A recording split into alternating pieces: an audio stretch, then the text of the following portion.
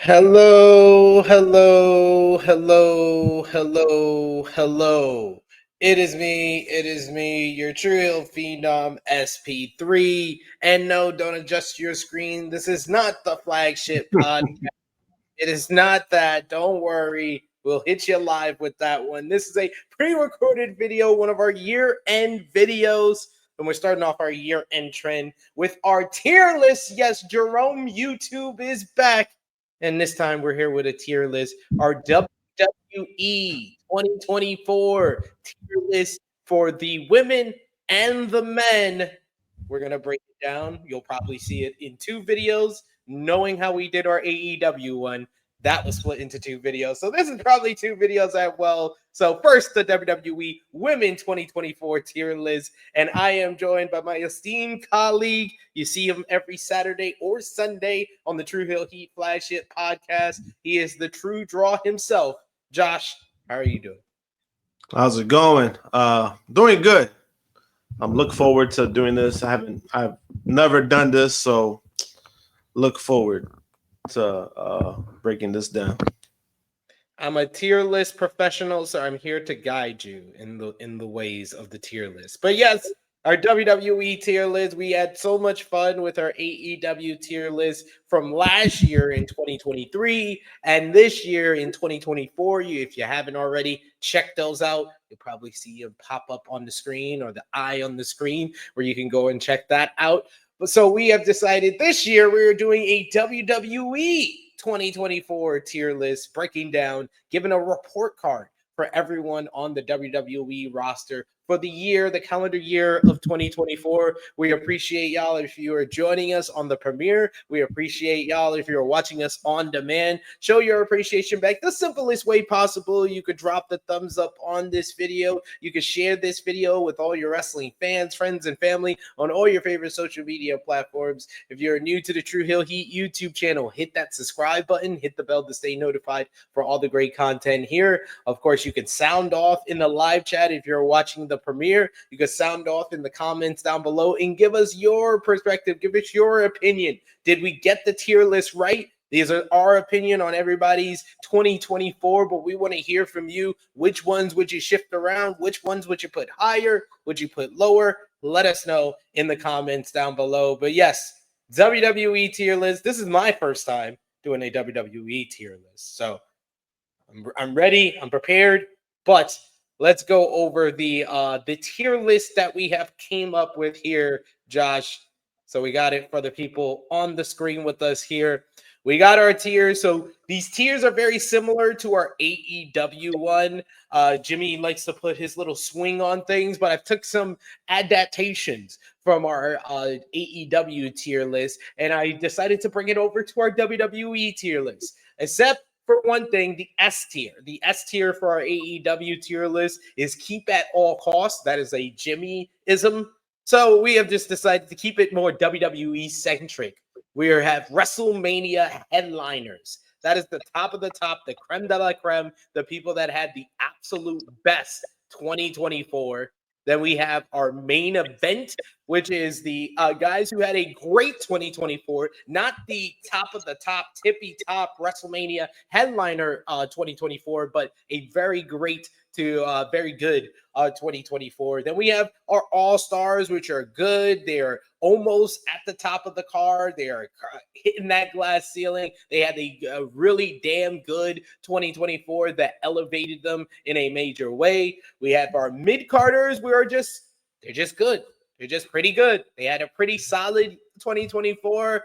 They are in the mid card. They are one of those people not getting the kind of the push that they deserve or to the powers that they can in the current landscape of WWE. Then we have our deserved better. So similar to our AEW one, these are the stars who probably deserved better, who probably worked really hard, had a good year, but probably deserved a better push or just deserved better in general.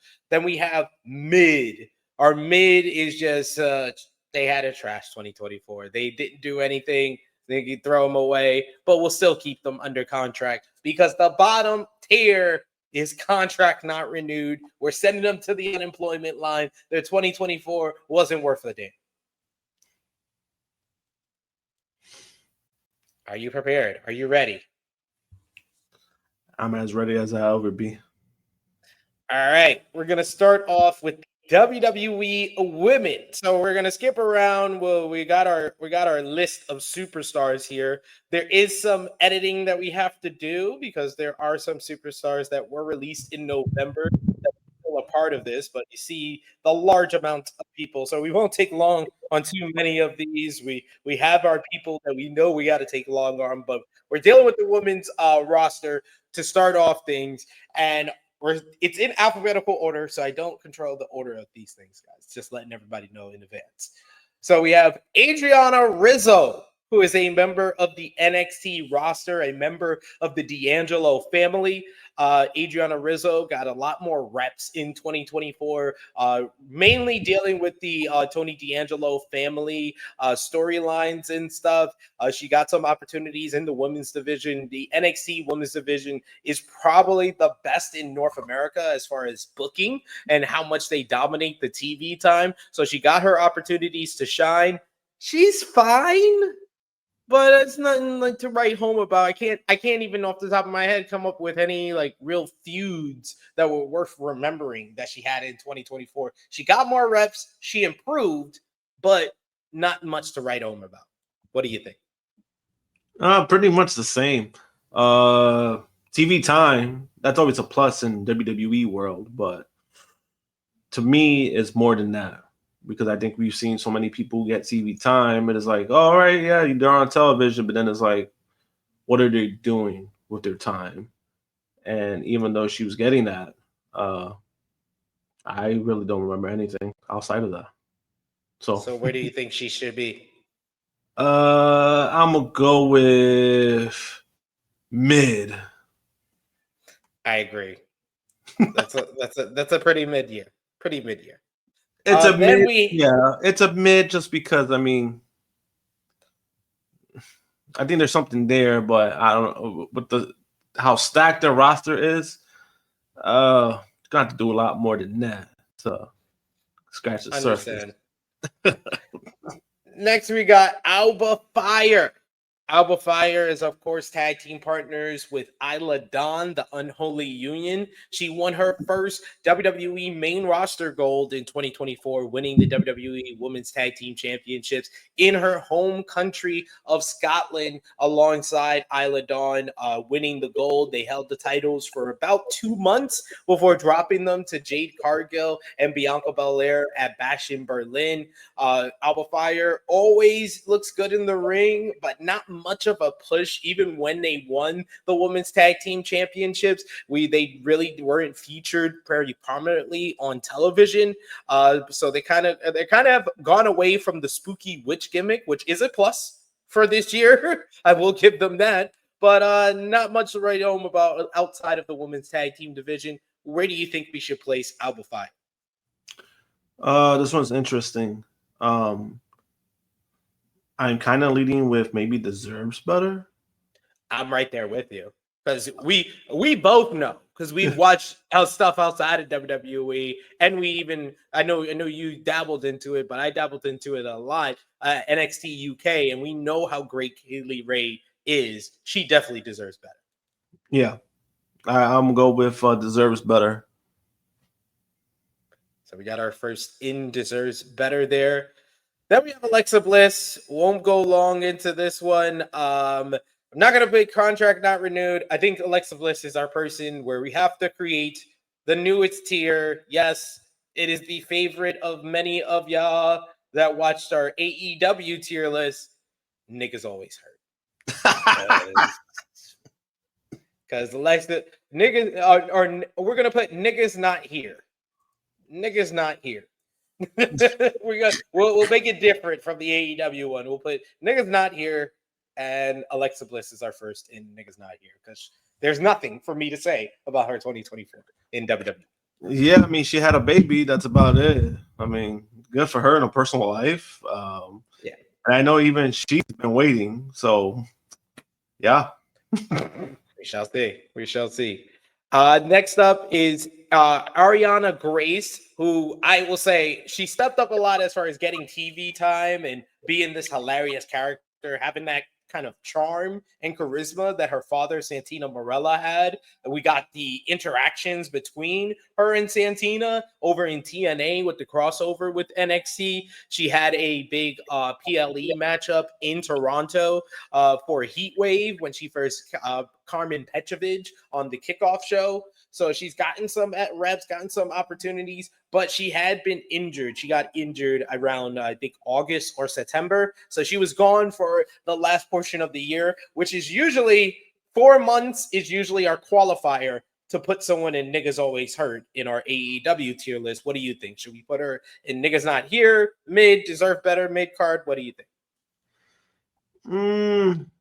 I'm kind of leading with she's in a weird spot for me because like I'm not the biggest fan of hers, so I don't want to be like, oh yeah, just put her contract expired. I mean that'd be kind of fucked up. Because I would say if you're just grading her on her year without like taking into the injury time, I think she's had like a mid card year. She's an entertaining enough act where she's like a mid. Yeah, I would say that. Like again, she's not my cup of tea, but she is popular. There's a lot of people who like her, so I mean, I give credit where it's due. I would say mid card. I think mid card is a good spot for her because she could even be like, even if they want to, I think she'll be like a decent manager because that's how they were kind of presenting her on TNA in a way where, you know, she was being kind of annoying and presenting like some of the NXT talent. So I think mid card is a good spot for her. I agree with you there. Next up, we have another person who we just have to put in Niggas Not Here. Asuka started off the year in WWE alongside Kairi Sane, winning the WWE Women's Tag Team Championships in the early portion of 2024. Then she was involved in the Damage Control storyline with them turning on Bayley. She was involved in the 6-woman tag team matchup against the Big Three at WrestleMania 40. She had the tag team title, lost to Jade and Bianca at Backlash, and then after that, she was hurt for the remainder of the year. Out for 7 months of the year. Yeah, you're in that second to last tier of not here. I mean, I think that's a good spot for her because the year she was having, it's not her fault, but it was like she got squashed at WrestleMania. Then they lost the tag titles, and then you haven't seen her since. So it was like, yeah. Then we have Ava, who is the current NXT general manager. She does a good job in her role. She's a good talker. She's very confident on the mic. She knows what she has to say, and she's very eloquent in getting it across. Her character sometimes will have the regular WWE authority figure flaws, but I think she does good in the role. Yeah, she's actually a pretty good talker. I think this is honest, no disrespect to her. I think this is the best role for her. Agreed. So what do you think? I think a mid card is best for her. Mid card is a good spot because she's been doing a good job with where she's at now. And she's on TV every week. That's a plus, right? Right. I was talking about that earlier. So I mean that's a good spot for her. Agreed there. Next up, we have BFAB, which she is the manager of the Street Profits. The end. No, she did have a matchup in the Women's United States Championship tournament. Had a strong showing against Bayley and Candice LeRae, but other than that, not much to kind of go off of other than being in the corner of the Street Profits. Probably mid. I'm gonna go with mid. I was like, this is very similar to Adriana Rizzo's year of being in someone's corner. Yeah, I like BFAB on a personal level. She's mad cool. I met her in person, but I mean, in ring, she hasn't improved at all. So, yeah, makes sense. Next up, we have Bayley. Bayley, of course, won the 2024 Women's Royal Rumble matchup. After that, Damage Control decided to turn on her, making Bayley a babyface for the first time in 3 years. She took to that, or first time in actually like 4 years for Bayley, as far as being she was a heel for a very long time. So going into WrestleMania, she went into WrestleMania and got the win in one of the best women's matches of the year, arguably the best WWE women's matchup of 2024 against Io Sky on WrestleMania 40 Night 2. She held the title for the next 4 months, getting victories over Piper Niven, Chelsea Green, Tiffany Stratton, Naomi, before she met Nia Jax at SummerSlam and dropped the WWE Women's Championship to her. From there, she continued feuding with Nia Jax as well as Tiffany Stratton. She came up short against Nia at Bad Blood, but she was a part of the Women's War Games matchup at Survivor Series, finally getting the win in that stipulation after 2 straight losses the past 2 years. So Bayley is an interesting one. You would think that from what I just described and the accolades and holding the top, one of the top women's championships, you would think that's like a main event WrestleMania headliner type year. But because WWE never really made her a focus of the television, I'm leaning towards All-Star. What about you? I'm leaning between All-Star and Deserves Better. That's a weird spot because she won the Rumble, she won at WrestleMania. However, even with those stuff, it was kind of like it was non-existent. And what I mean by that is the promotion of WrestleMania. She was on none of the posters. She's your women's Royal Rumble winner, and she was like nowhere to be seen on the posters. Like, that's kind of crazy. Was invited to WrestleMania kickoff show. Like, it's but again, she proves herself. Every opportunity she gets, she proves herself. And then when it came to the title reign itself, I mean, it was what it was, unfortunately. But I'm gonna go with All-Star. I'll go with All-Star just because, even though it might not look as strong like as we've seen, that's a good thing on paper though. Royal Rumble winner, won the title at WrestleMania. I mean, the 2 best things that could happen to you happen to her. So I mean, I gotta go with that. Like any other person, I think that any other person who gets that, they are probably more of a focus than what Bayley was. And really, like, Bayley misses out on the top 2 tiers mainly because of WWE, not because of anything she did. Yeah. So it's like, I mean, it's unfortunate, but just wish they did more. Absolutely agree with you there. Next, we have the man, Becky Lynch. Becky Lynch came into 2024. She was a favorite in the Royal Rumble matchup, made it to the final 6, did not win that one, but she did win the Elimination Chamber, winning that to move on to WrestleMania to get her shot, get her crack one-on-one with Rhea Ripley on the main roster. First time. They had a great build to the matchup, and then the matchup also delivered, but Becky was even sick at the time of that matchup, had like a very bad flu at the time, but still put on a great matchup with Rhea Ripley there.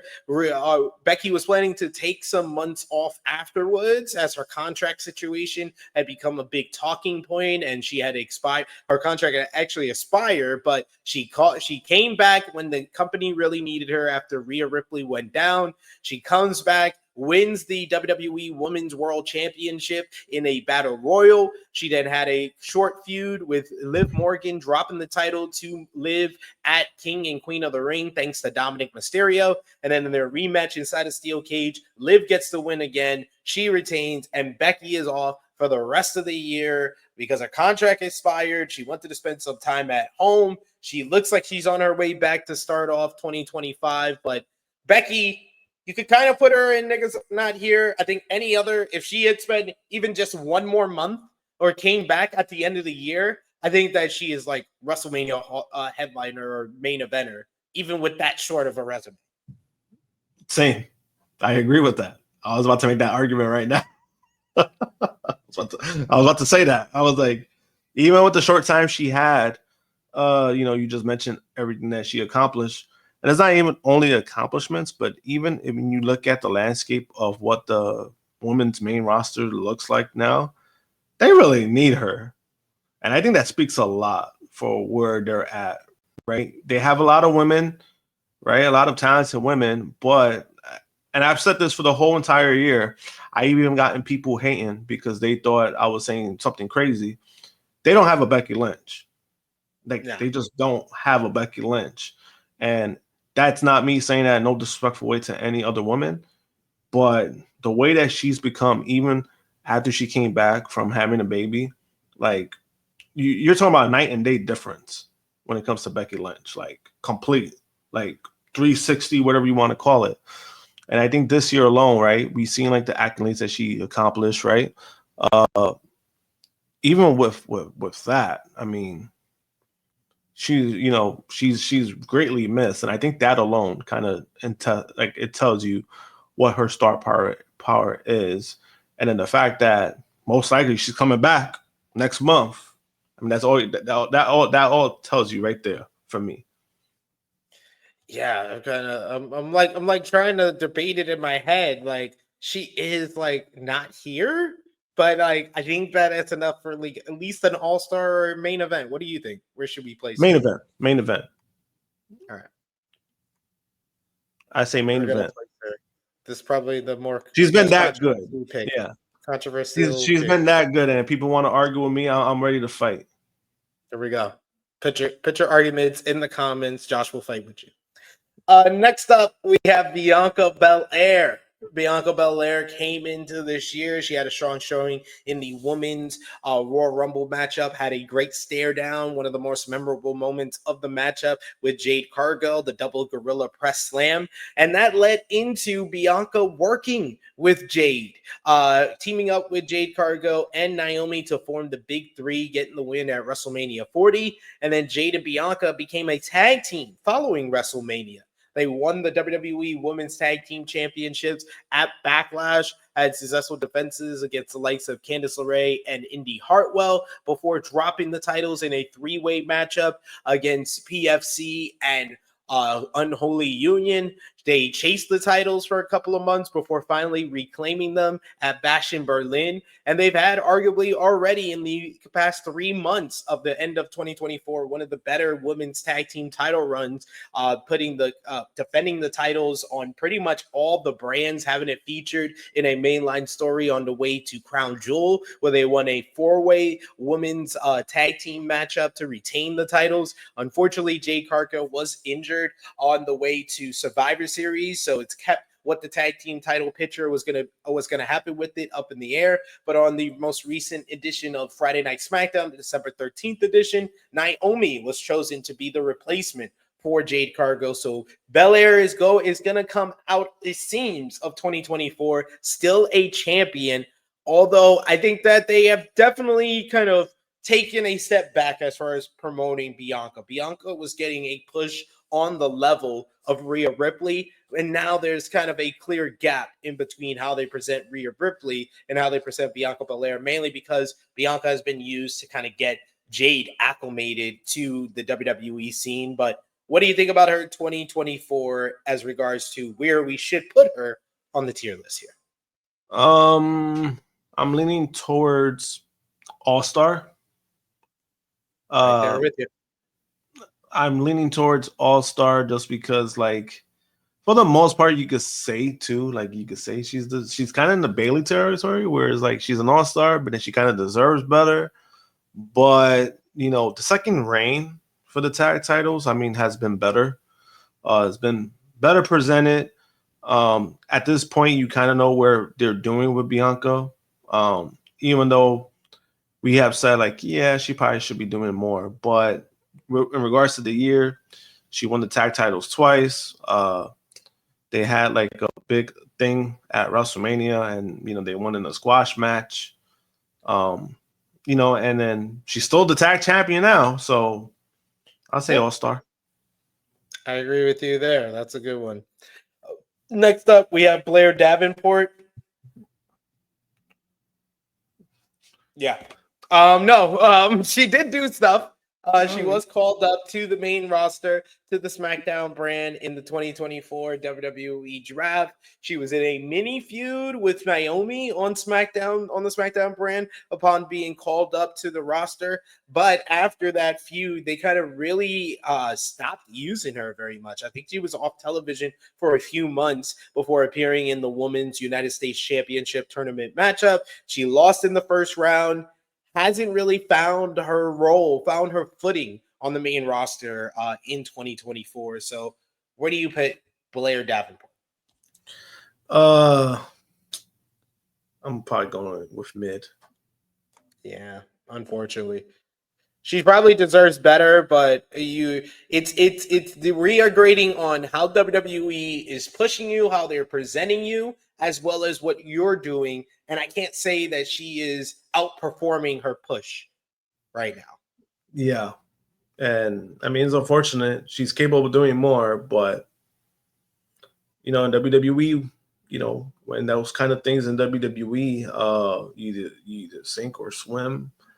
And every time she's given an opportunity, she's not exactly sinking, but at the same time, she's not doing anything spectacular that's like, oh, we have another star right here. Yeah. I forgot. I actually skipped over some person. We got Alicia Taylor, who's kind of bounced around a little bit. She was the ring announcer for NXT. Now she's a ring announcer for SmackDown.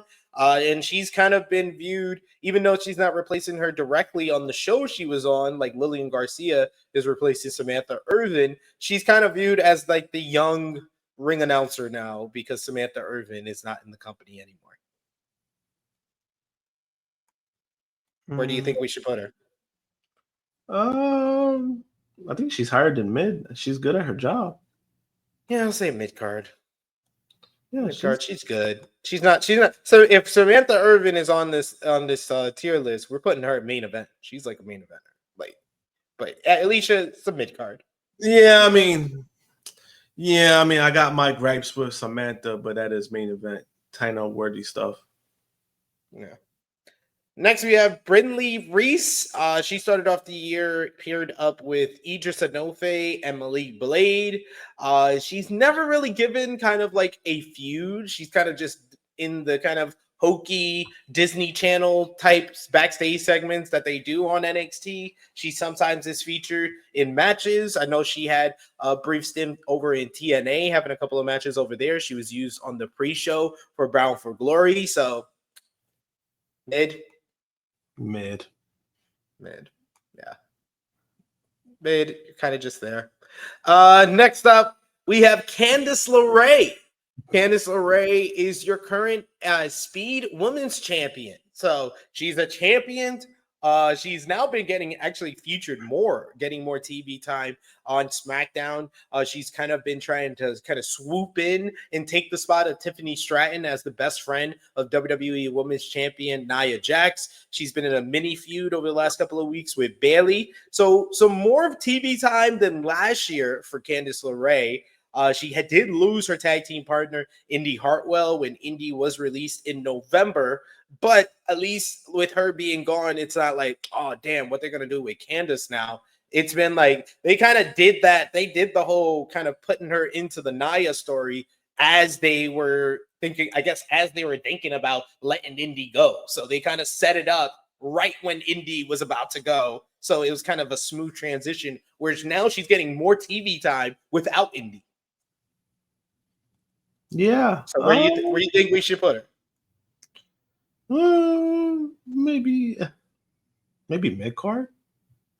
Yeah, I was like, if it was just off the TV time, the argument I made at the end, I'd probably say like mid or deserve better. But I think winning the Speed Championship, regardless of how many jokes we have about the Speed Championship, it is something that is viewed by a million people a week, like they always say, and they have made it a point of whoever has the Speed title, we're gonna use you just a little bit more. Yeah, and then Candice, like I know she's capable of more. Especially her stuff from like PWG and her independent stuff. I know she's capable of more. It's just that with her, the only issue with her is always like the character wise. It's like, what the hell are you? Like, what are you supposed to be? And I think NXT she did well when she was paired up with her husband, but now she's like in a spot where it's like she's kind of still the same way. She's kind of weird, but then it's like sometimes it hits, sometimes it doesn't, and it's like, but she is presented more on TV now, so I think mid-card's a good spot for her. Yeah, I think so as well. Next up, I have to zoom in here. I don't know who you are. I think that's Carly Bright. We'll just I'm not gonna waste my time. Here. Just go with Brindley Reese. All you NXT girls that aren't doing anything, I'm sorry, that's where you gotta go. Carmella, let's put you right next to your other I was ready for that. Your other mother over here. You guys are not here. Kathy Kelly. Kathy Kelly's good at what she does. Where do you think we should put Kathy Kelly? Probably mid card. Yeah. A lot of people don't know. I'm not the biggest fan of Kathy Kelly. And it's a personal thing. I won't get into it, but yeah, I think mid card is a good spot. Charlotte Flair. You don't go to the top of niggas not here. Yo, yeah. Yo. Yo, this is like a fucking all-star team and niggas not here. Look at this shit. It is. I'm like, damn. I didn't know it was like, that's a lot so far. You know? Okay. This might be my favorite person that we're talking about so far. Chelsea Green. Chelsea Green probably had, probably out of everybody that we talked about so far, the biggest breakout year of anyone we've talked about in the women's division. She got featured more. She's always hilarious, entertaining in whatever role she's playing. It could be a 1-minute backstage segment. It could be just her being at ringside for a Piper Niven matchup. It could just be her chatting to the commentator. She's always making you laugh, always putting a smile on your face. She really excelled when she was given a big opportunity in the women's Money in the Bank ladder match, where she was the MVP of the matchup, taking the wildest, sickest bump of the whole entire matchup. And from there, we heard the rumors and reports were that WWE was very high on her and was preparing to give her a push. And that did not come into fruition until the end of the year. But at Saturday night's main event, NBC special on network television, it was Chelsea Green who became the inaugural Women's United States champion, beating her rival of earlier in the year, Michin, who they also had a very entertaining rivalry with one another, featuring that dumpster match. But it was Chelsea who got revenge for her loss in the dumpster match by becoming the inaugural champion. Chelsea Green, man, I might sound crazy to some people, but I'm going to say main event. What about you, Josh? Oh, main event. Damn, I was going to say all-star. That's also fair. That's also fair. I'm just high on Chelsea Green. I'm a Chelsea Green mark. Y'all know this. Y'all know how high I am on Chelsea Green. But you're probably right. It's just a mid-card title. I'm jumping out the window. So I'll agree with you and say all-star.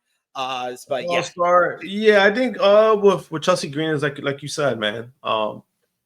Every time she gets TV time, she makes when you talk about somebody like using their minutes, like maximizing their minutes, she's like the definition of that, in my opinion. And I think that the match, that Money in the Bank match, I think also did her a lot of favors, because Chelsea Green, from what I've seen and from her interviews, she's kind of very like selfless. Like she's very like, and I mean that in a way of, she doesn't care about wins and losses. Like she doesn't, like if she goes out there and she wins 20 matches in a row, she doesn't care. As long as she's being entertaining, as long as she's doing her job, she's not really cared about stuff like that. But now, because of the effort, they're seeing the effort. It's kind of all coming together. You know what I mean? Like she's never been somebody that makes stuff about herself. She's not, she doesn't put herself first. And now because of that, she's kind of being rewarded for that. And I think that's a good thing to see. Like sometimes talent, I think, should have that approach. Obviously, wanting to be the big star doesn't make you like a bad person. But sometimes it's okay to like be like one of those people is like, all right, I know what I got to do. And sometimes you might get rewarded for it. And she's one of the few cases that's, in my opinion, has gotten rewarded for it. All right. That's my compromise. Put her to the top of All-Star. I think she's had a better year. I think she's had a better year than Bayley and Bianca. I would say so. And I think it was more needed for her. So I think that's a good spot. All right.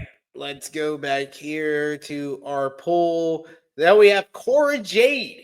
Cora Jade made a return earlier in 2024. Well, actually at the end of 2023 at deadline, making a return to NXT. She looked like she was revving up, getting wins to prepare to challenge for the NXT Women's Championship when she went down with another serious leg injury. She was out for 9 months, making her return on the October 1st CW premiere of NXT in Chicago, Illinois, helping her former tag team partner and friend Roxanne Perez retain the NXT Women's Championship, costing Julia the matchup.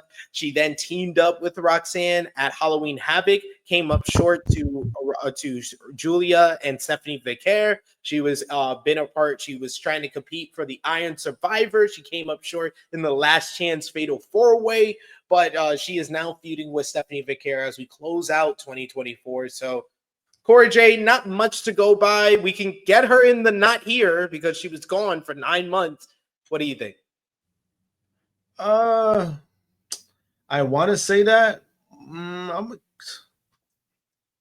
I'm kind of leaning with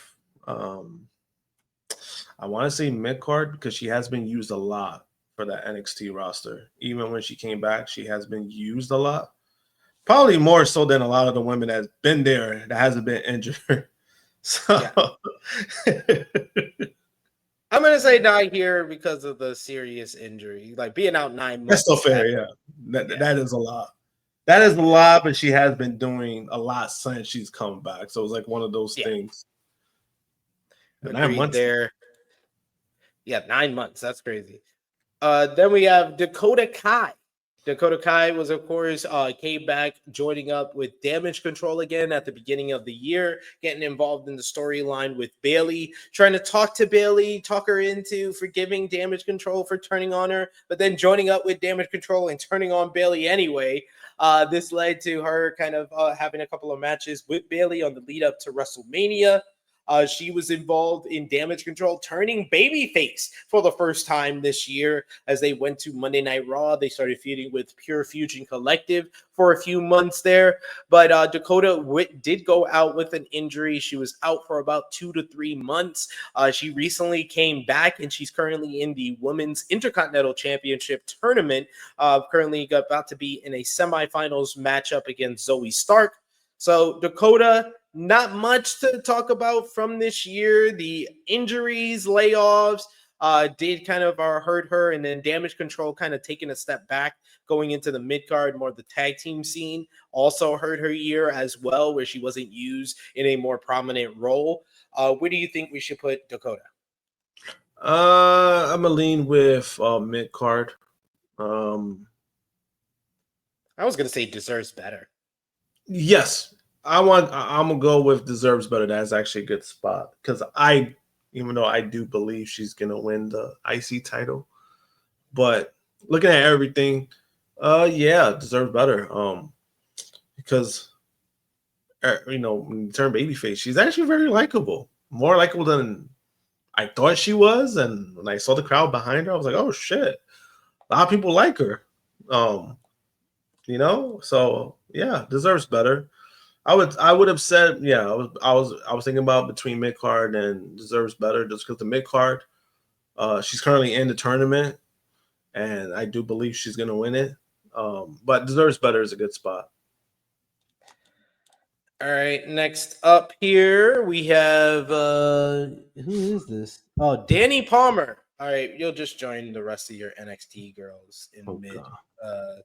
Anyone who's on NXT but doesn't have anything notable to talk about from 2024. We're just gonna talk. I know who's that, and I know her for all the wrong reasons, and I'm not going to talk about it. Who her boyfriend is? No, she made Yeah, she made that. Yeah, you okay. know where I'm going, right? You know where I'm going with it. It's okay. Yeah. Electra Lopez is next. Is another one that's kind of just been a manager most of the year with Santos Escobar and Los Gaza in Legado del Fantasma. She was competing in the Women's United States Championship tournament. She was also involved in the Legado and LWO storyline earlier in the year. A couple of matches with Zelina Vega, but you go right there with Adriana and BFAB, right? Yeah, I'm not even arguing that. All right. Next up, we have Fallon Henley. Fallon Henley on the NXT roster. She started off the year mainly in her babyface role that we know her as, and it was until the late spring, early summer that she decided to turn heel for the first time in her NXT run. Started chasing after the Women's North American Championship. She started her own new stable, Fatal Influence, with JC Jane and Jasmine Nix, and then eventually won the Women's North American Championship at Halloween Havoc. She's held on to the title despite having to defend the title against Tatum Paxley, as well as a rematch with Kalani Jordan. So Fallon Henley, a champion in 2024. Where do you think we should place her? Maybe mid card because she's a champion, I guess. Don't sound too enthused there, Josh. But yes, I agree. Yeah. I'm like, yeah.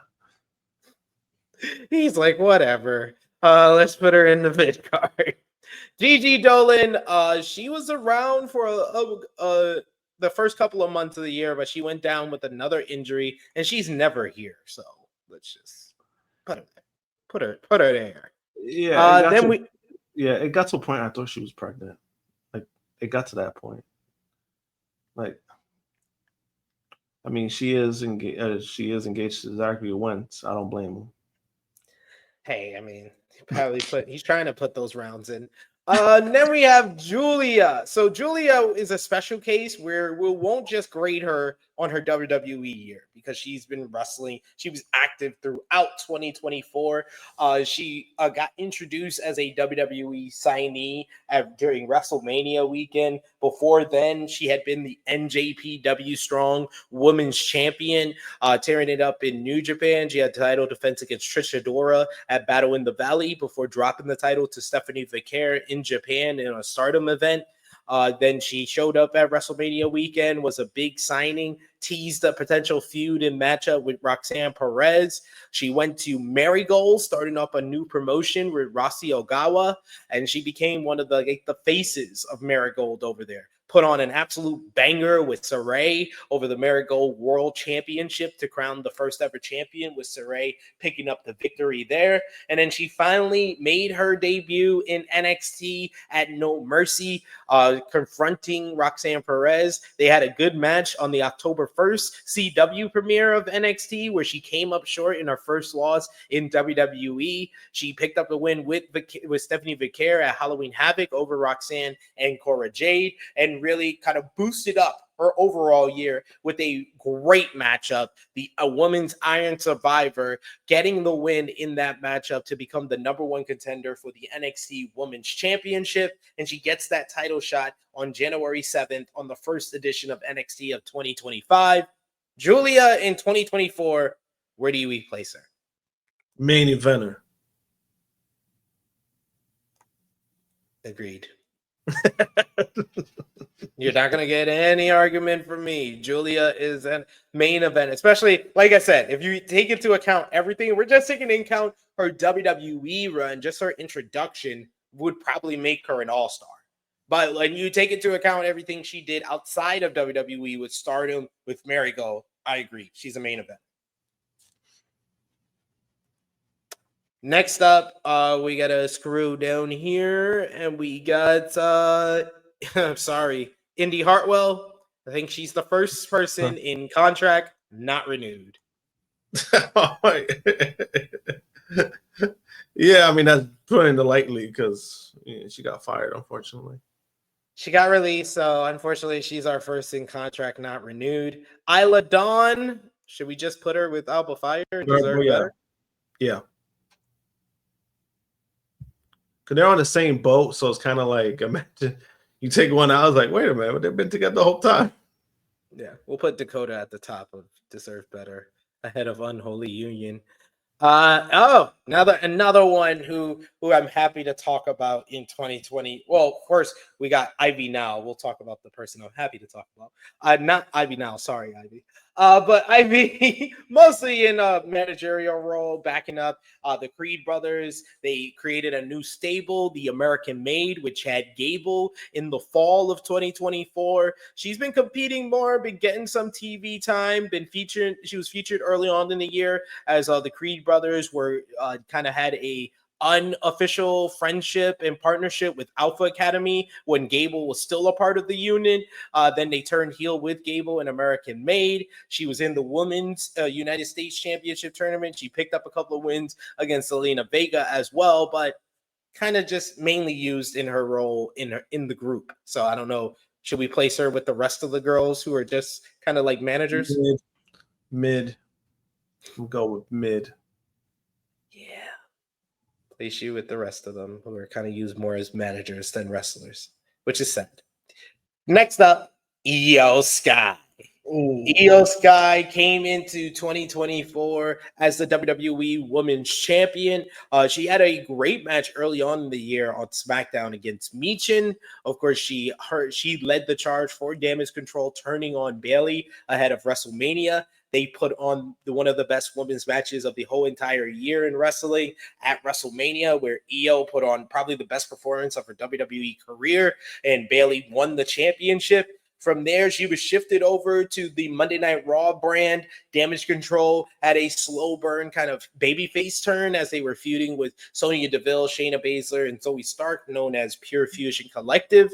Io really started tearing it up and really started coming on more after the summer. In the summer, she went on over to Marigold and put on, in my opinion, the best women's match of the whole entire year with Utami Hayashishita in Marigold's Summer Destiny, putting on that classic over there, getting the win over there, thriving in the lights of Japan. And then she came back to the States and in the fall and winter has just torn it up. Had the best women's match on TV this year against Bianca Belair on Monday Night Raw. She won the Battle Royal to become the #1 contender for the Women's World Championship after Crown Jewel. She was a part of that fun 4-way tag team women's matchup at Crown Jewel for the tag team titles. She also was a part of the Women's War Games matchup, arguably having the highlight of the matchup with the moonsault with the purple and gold garbage can off the top of the cage. And then she put on a really good matchup with Liv Morgan at Saturday night's main event.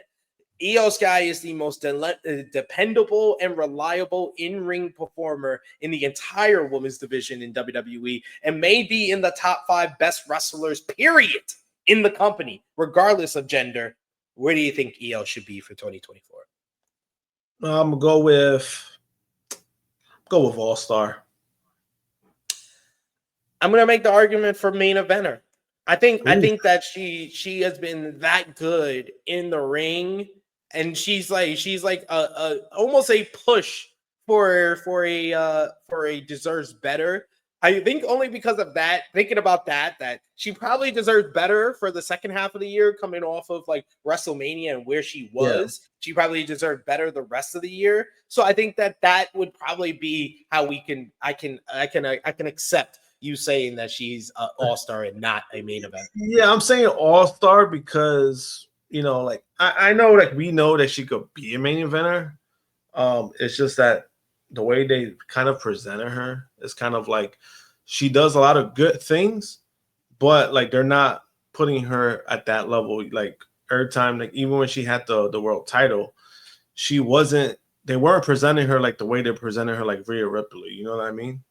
Yeah. So I think that to me, I think as like if there was to really go full throttle with that, then I would have said main event because, like we kind of seen that with NXT when she was in NXT. They kind of did push her, like they kind of did have her at that level where they're like, oh shit, like she's their best woman there.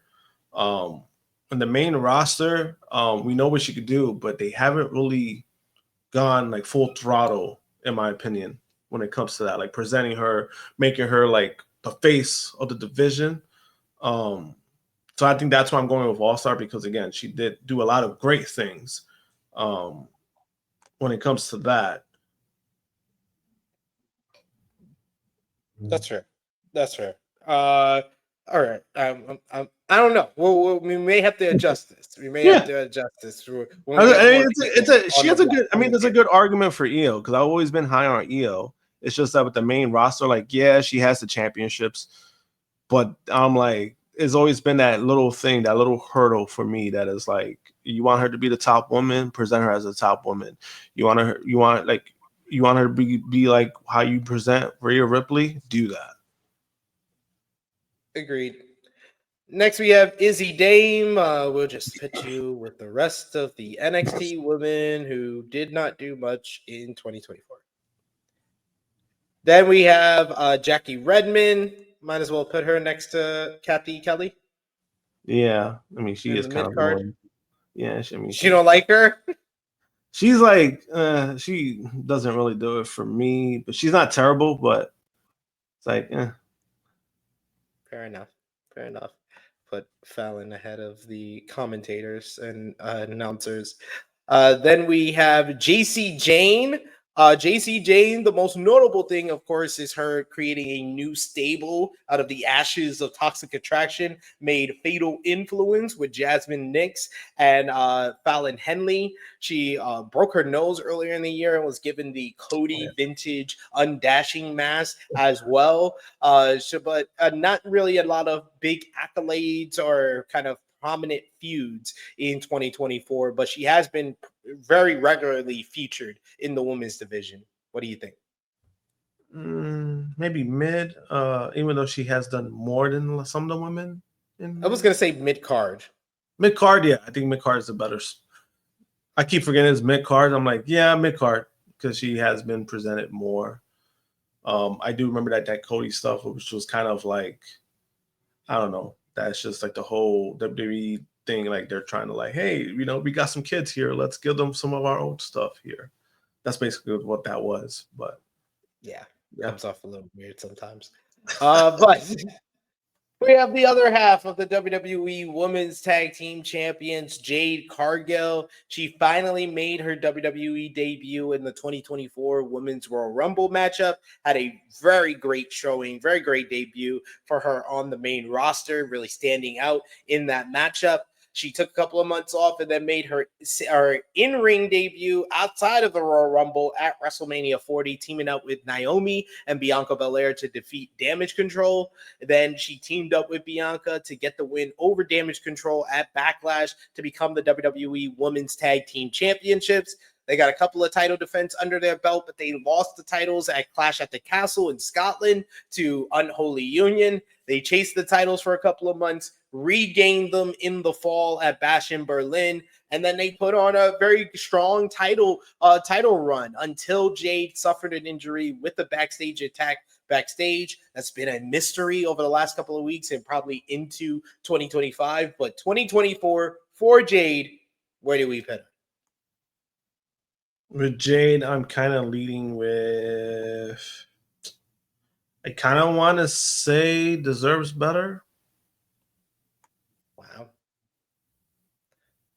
I was gonna say mid card. Yeah, you could put a mid card. I do think just because with Jade is such a mystery, because like as critical as I've been on Jade, it's one of those things where it's like, they presented her as this big signing, right? They made her a big deal. Even they're presenting her on TV as like, oh yeah, she's shopping around. She's seeing what brand she's going to sign with. And then you kind of just haven't really seen like the AEW Jade we were seeing. They put her in a tag team, which has benefited her. She's good like in the hot tag spots. So they've kind of used her like where they feel like, hey, she's probably where she's at the moment. At the same time, is like it's just weird because again, they present her as this big signing. You kind of know what you were getting, and then we have not seen that yet from her. Yeah, I think mid card is a good spot. I'm gonna go with mid card. So your final answer, mid card over deserves better? Because I think deserve better is a good argument too. But what do you say? Final call. Deserves better. Deserves better. All right, put her to the top of deserve better. Then we got here up next Jada Parker, who's had a really breakout year over in the NXT brand, becoming one of their up and coming stars. She's gotten big opportunities in the latter half of the year. She had that great street fight with Michin on NXT TV. She's had a great series of matches with Lola Vice in a hardcore matchup in ECW Arena, as well as an NXT Underground matchup at Deadline. She got a shot at the NXT Women's Championship against Roxanne Perez at No Mercy. So Jada Parker is really kind of just shine. She just has so much charisma. She owns the room. She feels like the biggest star in the room, in any room she steps into. Really great year for Jada Parker, who kind of has a rookie of the year type of kind of credential. Yeah, I kind of agree. I wasn't really big on her, like her work, just because, like, you know, people are making such a big deal of her and they haven't really seen her work. Obviously, that was all for the wrong reasons because of her looks. That's basically what they were making more of a big deal of. But she has kind of proven herself. She's a better heel than a babyface. You know, she kind of does. She comes off like that, like as a good heel. Because even there was times when I was seeing some promos when I'm just like, girl, like, you're not in the hood. You got to relax. Like when she was cursing and calling people hoes, and she said the N-word on TV too. Yeah. I think for that, I could make an all-star argument for her for saying the N-word on national TV. I think All-Star is a good spot because of the NXT level. Like if we're talking about All-Star, I think when you're talking about NXT, that's a good spot. Because again, she has been used a lot. She has been used in title matches too. She has been getting more opportunities, and she's getting more opportunities because they're kind of seeing the work that she's putting in. So I think All-Star is a good spot. Agreed with you there. Then we got up next here, we got Jakara Jackson, who is, of course, a member of Metaphor with Lash Legend. Where is Lash at? We'll just put Lash and Jakara together wherever we're going to put her. Where is Lash? Oh, am I blind, or do I not see Lash Legend anywhere? I'm trying to find it myself. You said alphabetical order, right? Yeah, I thought it was in alphabetical order, but then I don't see. Okay, K is L is after K, so these are all the Ks. Oh, there she is. I was like, Lash, you have to be next to LA Knight. Yeah, the Meta Girls, who have stepped up a lot in 2024. Both women have really improved inside the ring, most notably Lash Legend, who really kind of just had charisma and personality when she first came to NXT in 2021, but she has really developed into a very capable monster heel or babyface in the ring for the NXT brand. Jakara Jackson has been coming along too. They've been mostly used in the tag teams. They had some strong showings on NXT, which led to them getting a tryout on the main roster. They were featured in Saudi Arabia at Crown Jewel in the four-way for the Women's Tag Team Championships, and a lot of reports and rumors have indicated that they are thinking about bringing these two women up to the main roster. So where do you think we should place the Meta Girls? This is kind of a tricky spot for them. I'm thinking between mid-card and kind of a little bit of All-Star because they have been presented in multiple brands and they have delivered. I'm going to say mid-card. Mid-card, yeah. Yeah.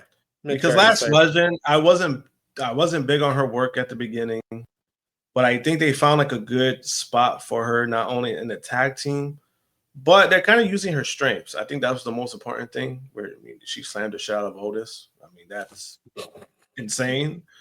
Wasn't that this year as well? Was that this year? I think that was this year. I want to believe that was this year. But with Lash, she's somebody that they're using like her strengths. And I think when it comes to like a lot of the NXT women, I think that's what they kind of should look into with Sean. Like, hey, find their strengths and look at their weaknesses. Use their strengths more than their weaknesses. And I think Lash has been a person where they're using her strengths and it's made her look better. Because I think if you try to make her to like this whole, don't want to say ring general, but that's not who she is. Like, you got to use her strengths. Agreed there. So the Meta Girls in mid card. Then we got over here. Okay. I was like, there is a woman here. Jasmine Nix. She's a member of Fatal Influence with Fallon Henley and JC Jane. But I don't think she should be in the mid card. I think she should be more with the women around her level because she's done more than them. So I'll put her ahead of them, closer to the main roster ladies. Adriana Rizzo, you can go down here too. So she'll be the highest of the mid NXT girls because she's been the most used. Yeah, that's fair. So there we have that. Then we got up next here, Kairi Sane. Of course, she is in Damage Control. This year, she was one half of the Women's Tag Team Champions with Asuka early on in the year before dropping the titles to Bianca Belair and Jade Cargill. Mostly used in the Women's Tag Team division, whether it be with Dakota Kai as a tag team partner or Io Sky. Her Io really became one of the better women's tag teams in the company. So where should we put Kairi? I think mid-card. Exactly where I was thinking. I was thinking mid-card or deserves better, so mid-card is Same. Next up, we have Carmen Petrovic. Oh my gosh, she's in one of the worst storylines in NXT right now. The whole shit with Ashanti D Adonis, it's horrible. It's fucking awful. It's I don't know what they're doing. I think HBK has writer's block. Carmen Petrovic, I'll put you next to Jasmine Nix. So you're probably more used than the rest of the NXT ladies that are behind you. Then we have here, that is Katana Chance and Kaden Carter, the Party Girls. The Party Girls, were they? Yeah, they were the Women's Tag Team Champions coming into this year. They dropped the titles to Damage Control. They were? Yeah, they dropped the titles to Damage Control. They dropped the title to Damage Control early on in the year, but after that, they were never really used. I'm thinking mid. Yeah. They're only really used for TikToks as well. So yeah, the TikTok girls, Party Girls, TikTok girls. Hey, I'll put y'all ahead of. They just can't use the copyright reasons. Can't do that. Next, we got Kalani Jordan, who was the inaugural NXT Women's North American Champion. Kalani has this kind of like bright, bushy-eyed kind of character, but she really came into it where she's kind of developed it and made it into her own. Like, I think that like a couple of months ago, I was talking about how she really has no character, but I feel like over like the last couple of months, the last 2 to 3 months, she's really kind of made the likable white meat babyface character her own. She can come off of a little smiley at times, but she's kind of made it into her own, and her athletic background has been able to shine in the ring. So what do you got for Kalani Jordan? Where do you think we should put her? Go with mid-card. That is fair. We got her. I'm not the biggest Kalani fan. I think she has skill in the ring. Obviously, I think the biggest down point of her is the character work. Her mic work is not great at all. But she has been used. She was the first North American Women's Champion, right? From what I understand. And then she did have some good performances. She has skill in the ring, and I think that means something. There's potential there. Like her ceiling, she hasn't reached her ceiling yet. So I'll give her mid-card. Seems about right. Kalani Jordan in mid-card. I have no idea who you are, but you look like a backstage correspondent. So who is that? I don't know. I think she's a backstage correspondent. Is that who is Mackenzie? Yes. Is She this hasn't been around. Mackenzie? Oh, she's not here? Okay. I think she had a baby. Is that Mackenzie? I don't know if that's Mackenzie. I don't know. I She think looks that's familiar. I She think looks like a right. backstage. The one that was in Ring of Honor, right? You tell me. I don't know. Yeah, I think I believe she had a baby recently with one of the NXT talent. Oh, She okay. said she hasn't been around. Congratulations. Congratulations. I think this is Carly Bright or the Gray. She's good. She's good. I will give her that, but she ain't doing much. We'll put her with her tag team partner here. So then we got Kiana James. Oh, poor Kiana James. She might be the saddest story of anyone in the women's division of 2024. They call her up to the main roster with absolutely no fucking plans for her. And she just got lost in the shuffle. She eventually gets injured, and she's been out this whole time. So she's not here. So sad. I didn't even know she was in the main roster. I love your honesty, sir. Love your honesty. Next up, we have Liv Morgan. Now, this is interesting. Ooh. I want to preference this before we talk about everything she accomplished this year, because this is something that Jimmy had to learn, and it is a good rule to have. We have to take our personal bias and our feelings about them out of it. We're just grading them on their 2024. So, I'm going to specify that for myself and Josh. So, Liv Morgan, she came back. She returned in the Women's Royal Rumble matchup as the 30th person in the matchup. She was the runner-up once again in the Women's Royal Rumble match, coming up short to Bayley in that. She came up short in the Elimination Chamber, the final person eliminated by Becky Lynch, as Becky won that one. Then she still was kind of in the mix in the Women's Championship scene, feuding with Becky and Nia on the way to WrestleMania. After WrestleMania, Liv tried to take things into her own hands. She came back and she said she was on the Liv Morgan revenge tour. She's going to get revenge on Rhea Ripley. And that happened after WrestleMania when she injured her in Philadelphia with a backstage attack. Rhea had to relinquish the Women's World Championship. Liv came up short in a battle royal to Becky Lynch, who became the new Women's World Champion. But Liv did not wait long, winning the title at King and Queen of the Ring, retaining against Becky, allegedly retiring Becky Lynch with that victory. And then it started the seducing of Dirty Dominic Mysterio and the Judgment Day, which really became the top storyline on Monday Night Raw in the summer of 2024. Rhea Ripley comes back and it puts Dom in the middle of Liv and Rhea. Eventually, Dom chooses Liv over Rhea, turning on Rhea, helping Liv retain the WWE Women's World Championship at SummerSlam. Then she became an official member of the Judgment Day with Dirty Dom, Finn, JD McDonough, and Carlito. The Judgment Day versus Terra Twins storyline has become one of the more prominent features on Monday Night Raw. They had the very fun mixed tag team matchup at Bash in Berlin. They had another rematch between Rhea and Liv, where Rhea won by DQ when Raquel Rodriguez made her return and joined the Judgment Day and joined up with Liv as kind of her bodyguard of sorts. Liv has closed out the year with winning the first ever Crown Jewel Championship, defeating Nia Jax at that pay-per-view. She was in the Women's War Games matchup, coming up short to Team Rhea Ripley, and then she retained her title against Io Sky to close out the year. 7 months as the Women's World Champion. I'm gonna say off the top, main event.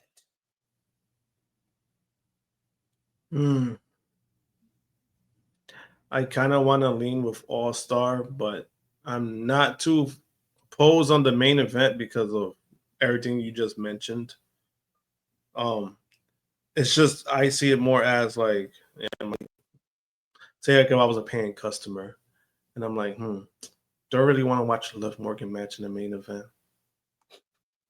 Well, we're not doing that. We're grading. I know, and that's why it's kind of hard for me. And that's why it's kind of hard for me because I'm just like,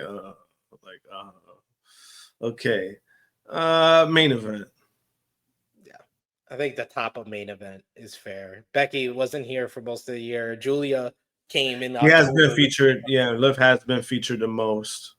So I mean, on that terms, yeah, I get it. Yeah.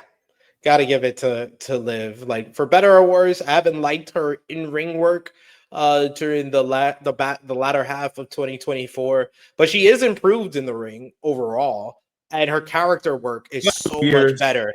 It's light years better as a heel than it was as a babyface. Yeah, I think the last 2 years, she's improved in the ring. It's just when you have a lot of these women that are actually just good, it's kind of hard to like try to like get past that. But in her, the way she was on her level, she actually has improved. All right, so that was Liv Morgan, top of the main event. Now we have Lola Vice, who's another one of the breakout stars for the NXT brand. Lola Vice was in a partnership with Elektra Lopez to start off the year until she broke up with Elektra, turning on her. She got a shot at she won the what was it, the top prospects or the NXT Breakout Women's Tournament. She cashed in her contract at Vengeance Day, making a triple threat match between Lyra Valkyria, Roxanne Perez, and Lola Vice. Lola came up short there in that matchup, with Lyra pulling out the win and retaining the gold. She got into a mini feud with Roxanne coming out of that, coming up short to her. Then she would kind of be involved in different lower card feuds until the summer, where she turned babyface ahead of challenging Roxanne Perez for the NXT Women's Championship. They had a damn good matchup at Heatwave, really turning it up in Lola's best matchup to date. Before that, Lola impressed even more in a rivalry with Natalya as well as Shayna Baszler, turning on Shayna Baszler, having an NXT Underground matchup with her and beating the former UFC fighter in an octagon style fight at Battleground. Then Lola got into a feud in the latter half of the year with Jada Parker that really highlighted both women's, the hardcore matchup in ECW Arena, the NXT Underground matchup at Deadline. Lola Vice, despite not always kind of being in the title scene, she did have kind of two parts of the year where she was in the title scene. I think the biggest thing about her year is that she's been able to stand out in non-title feuds. I think that's a very big key to her in her 2024. Yeah, I would say so. Even though I don't know, Lola Vice, not too big with her talking. I think sometimes when she talks a little too long, it's kind of like it's like I get it at this point. And then I think arguably one of the worst promos of the year was her turning babyface promo was really bad. It was really bad. And then that was like so cringe on so many levels. Not even like she was trying to force herself to cry, and then she starts dancing while she's crying. I'm like, whoa, who told her to do that? Like who who told her to do that? Like, I'm like, don't never do that again, please. Never do that again. Where should we put her? With her, she has had some good outings. She has a lot of skill. I'm kind of gonna go with All-Star. I was gonna say mid-card. Mid-card, all right. Yeah, because I feel like because we put Jada in All-Star, and I think that Jada had a stronger breakout year. That's fair. Than her. That's fair. I was actually thinking about it with her. I think, again, Lola has a lot of potential. The MMA background does help her a lot. And then she does have some kind of charisma, like she always likes to dance and all that stuff. So she kind of does lean into like her Hispanic culture. But, it's just those things, like those little things she has to work on, like mic skills and, being more comfortable when it comes to that. But overall, I mean, she's been in a good spot at NXT. We're in agreement there. Next up for the women, am I skipping anyone? No, Lyra Valkyria. Now, this is another interesting one because Lyra started off the year really strong. She came into the year NXT Women's Champion, had that strong matchup at Vengeance Day against Lola Vice and Roxanne Perez. Had an even better match, a great match at Stand and Deliver with Roxanne, where she dropped the NXT Women's Championship. From there, she got called up to the main roster in the 2024 WWE Draft. She came to Monday Night Raw, became a good friend of Becky Lynch. She also started competing in the Queen of the Ring tournament, having great matches with Io Sky and Natalya before eventually losing to Nia Jax in one of the most memorable finishes of the year, where she completely got squished by Nia in Saudi Arabia. From there, though, she kind of took a step back and kind of got lost in the shuffle, not really featured week to week on Monday Night Raw. She's back into the thick of things in the Women's Intercontinental Championship tournament. Made it to the semifinals, so she'll be competing in the Final Four of that tournament. She was also featured in a feud with the Pure Fusion Collective, but kind of not the big prominent role on Monday Night Raw that it looked like she was going to get during the strong start to her run on the main roster. Where do you think we should put Lyra? I would say mid card. She did have a good outing in NXT. And there was some promise there. It's just, you know what happens in WWE when you just don't have that charisma. You kind of just get put in the back. Yeah, it's true. It's definitely true. It happens to the best of them. You got to develop a character, or you just lost in the shuffle to them. I don't know why Maurice is listed in 2024 roster, but I mean, you're not here, so Yeah, that's weird. That was weird. Like, what are you doing here? Maxine Dupree. Of course, Maxine started off the year very interesting. That's when we had the whole controversy with Maxine being booed at house shows because he wasn't good enough. But I will say, she took that whole thing in stride.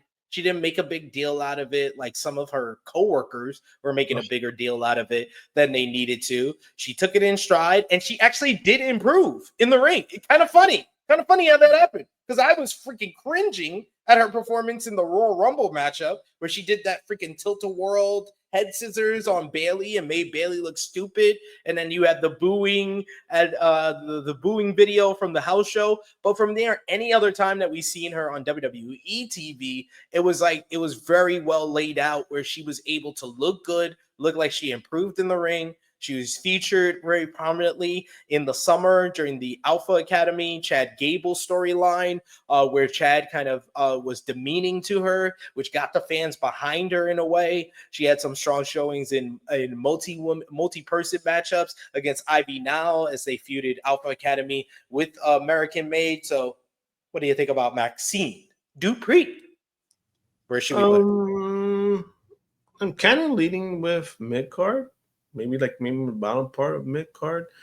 I want to say I would have said mid. Like, if she didn't really improve, I would have said mid completely. But to her credit, she has improved. She's a likable character on TV, and like you said, she did take what was going on in stride. I think deep down she probably knew herself she had to improve. At the same time, I don't think a group of fans kind of dictate how we feel. You know what I mean? Like, yeah, we were critical, but I wasn't like fire her critical. I don't think that's, I don't want nobody fired. I just want him to get better. At the same time, I think we were also very we were frustrated, but at the same time, I think we were also understanding they having this woman train on TV, knowing that she needs to be in the PC, and they don't even have her be there. That's not fair to her as well. So I think we were sympathetic when it came to that. And to her credit, she has improved. Yeah, she's found a nice little role. I think there's also an argument for her to be a mid, because I think that she would fit in nicely with the B-Fabs, Electra Lopez, Ivy Now, and Blair, and those three there, because she's mostly just a manager. But I can understand her being bottom of mid card as well. So it's either or. Final call. Where do you think? Mid card is fine. All right. Let's go back to our pool here. I know you are a backstage announcer. I just don't know who you are.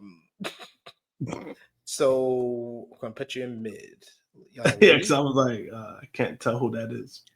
don't know who you are, so pitch it mid. Am I skipping anyone? I don't think so. Next up is Naomi. Naomi made her return to WWE in the Women's Royal Rumble matchup, coming off the heels of a very successful run in TNA. She did have a very good matchup with Jordan Grace on her way out of TNA in January before debuting in the Women's Royal Rumble matchup. From there, she's been prominently featured as a mid-card act on SmackDown. She was in the Big Three, teaming up with Bianca Belair and Jade Cargill against Damage Control at WrestleMania, getting the win there. She was involved in a great triple threat matchup against Tiffany Stratton and Bayley at WWE Backlash. She's always had the back of Bayley, whether she was dealing with Nia Jax and Tiffany Stratton or Chelsea Green and Piper Niven. She's had the back of Jade Cargill and Bianca Belair whenever they needed backup against Hano the Union and Blair Davenport. She had a mini feud with Blair Davenport in the summertime that did not go really well as far as in-ring quality, but she did win that feud. Then she also feuded with Nia Jax, some strong showings in matches against Nia, coming up short for the WWE Women's Championship. I would say all in all, I would say Naomi made the right choice of coming back to WWE when she did, because she probably has a better role now than when she left the company. I would say so. Even it's with Naomi, it's kind of weird for me just because I'm like, there's times where I forget she's there, and then there's other times where I'm like, oh, she's there, and then I'm like, wow, this is how they're using her. All right, cool. Like that's what she wanted when she came back. But I do feel like lately the way they've been using her ever since like the whole build up for the War Games, even though we did criticize the build up to it, adding her was kind of like, it's like, all right, they could do something. Like, I think this is one of the right people to use for that match. And then there is like a storyline going on with her, and now she's with Jade. So I do think she's in a better spot now with WWE than she, like you said, than she was prior. Even though I think her TNA stuff kind of proved that she could be more than that. Yeah, she was like, if this was a 2023 one, just based on a 2023, she would be anything all-star and above. But like with WWE, how they've treated her, she's mid-card. Yeah, I think mid-card is a good spot. Or even, I think you can make an argument for deserve better. What do you think? Mid-card or deserve better? Go with deserve better. Yeah, because I was like, if Jade's in here, then Naomi should probably be in here too. Yeah, I think deserves better. Naomi is championship caliber. I think she's proven that. TNA is proven that too. So I mean, that's an argument by itself. Yeah. Next up here, we have Nia Jax. All right, this is interesting. Like a tale of 2 years. We have. She started off the year. She had the strong, dominating showing in the 2024 Women's Royal Rumble matchup. From there, she went into kind of a mini feud with Rhea Ripley, which led to the main event of Elimination Chamber. A good matchup with Rhea picking up the victory. She feuded with Liv Morgan and Becky Lynch on the way to WrestleMania, having some strong matches on TV, especially the last woman standing matchup between her and Becky on Monday Night Raw on the way to WrestleMania. She took the time off, but she came back hard to kick off the post-WrestleMania run, attacking Bayley, coming to Friday Night SmackDown, and really setting her sights on the WWE Women's Championship. She would win the Queen of the Ring tournament, beating Lyra Valkyria, a King and Queen of the Ring in Saudi Arabia, and then went on to beat Bayley to become the WWE Women's Champion at SummerSlam. From there, she would continue to feud with Bayley as well as Naomi. She had her run-ins with Bianca Belair and Jade Cargill. She beat Bayley for the gold to retain the title at Bad Blood. She also was involved in the Crown Jewel Championship matchup against Liv Morgan at Crown Jewel. She was part of the Women's War Games matchup, going from beginning to end in that matchup. But she ends off the year still the WWE Women's Champion, centerpiece of Friday Night SmackDown's Women's Division, and her ongoing story with Miss Money in the Bank, Tiffany Stratton, and whether Tiffany will cash in on her or not, as well as her new kind of friend in this whole little group with Candice LeRae, as her and Candice will challenge Bianca Belair and Naomi for the WWE Women's Tag Team Championships on the second to last Friday Night SmackDown of 2024. Where should we put Nia Jax? Once again, we're taking our bias of what we thought about her last half of the year out of it. We're just basing it on what happened on WWE TV.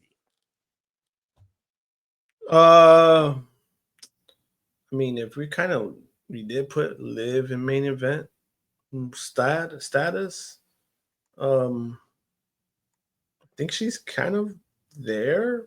Either between I agree. I don't think there's much of debate. Like if you're just talking about accomplishments, how they've been pushed, how they've been featured, she's a main eventer. Yeah, I'm gonna go with main eventer. I'm not arguing with that just because again you mentioned the accolades and then also she has been one of the most improved. I'm not gonna use the whole War Games thing. You know, that was unfortunate, but at the same time. I think whoever booked that, whoever was the agent for that, they just completely fucked up the rotation. There was no reason why she should have started War Games. So she was already in a tough spot, and maybe it was a way of like maybe preserving herself because that's a 40 fucking minutes. You're putting her for a 40-minute match. I mean, goddamn. So I'm not using that as like a detriment. I'm going by what she accomplished this year. She has some hiccups, but I think the good outweighs the bad with her, at least this year. That is fair.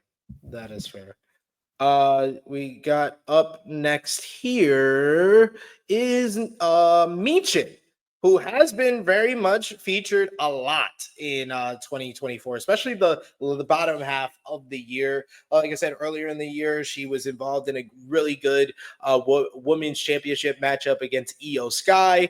In the summer, she got more prominently featured in a short feud with Nia Jax after Nia won the WWE Women's Championship, having some strong showings against her.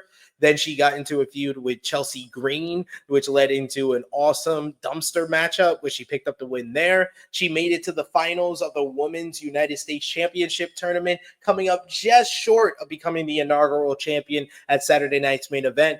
Michin has been more prominently featured this year. She's taken a step up. Where do you think we should put her? Was it Michin? Yeah.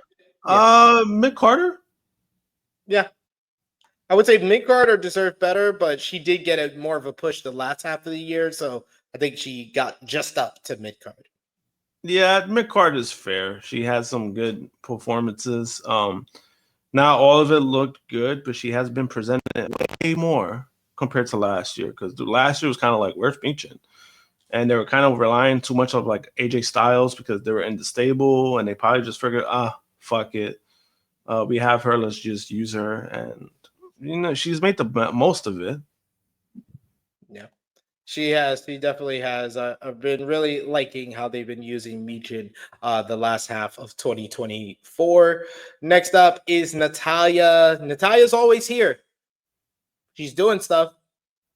Don't know what it is, but she's doing stuff. She had really good matchup with Io Sky in the King and Queen of the Ring tournament. I remember that much. She came back to get involved in the Pure Fusion Collective storyline, helping out Lyra and Zelina with their war against those ladies. But mid or deserve better? Mid or deserve better? I think deserve better. I think there's an argument for deserve better. I don't know. What do you think? Mid? You think mid? I'm gonna go with mid. It's Natalya. I'm sorry. I don't think she's ever gonna be what people probably hope that she's gonna be.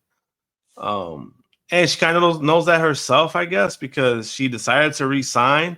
She could have gone anywhere else. She decided to resign with WWE.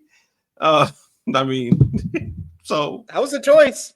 That was definitely a choice. So I mean, God bless not Natalia. She's accomplished a lot. I don't take nothing away from her.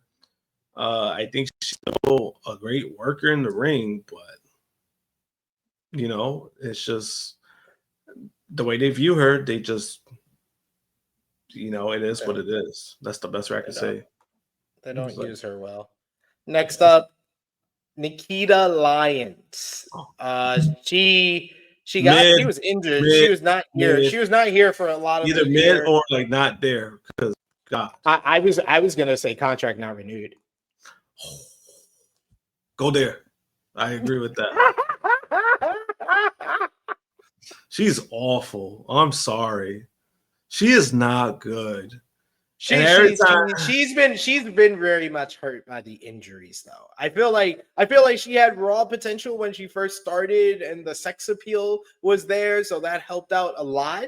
But like when we found out about who she is from her social media content, and then combined with that the injuries that has really slowed her down in the ring, yeah, I'm at the point of you don't even need to be here. Yeah, and I think the injuries do play a part. At the same time, when I've seen her matches, she was making the same mistakes before she was injured. So it's kind of like it's one of those things for me where it's like, all right, maybe this is just what we're getting from her.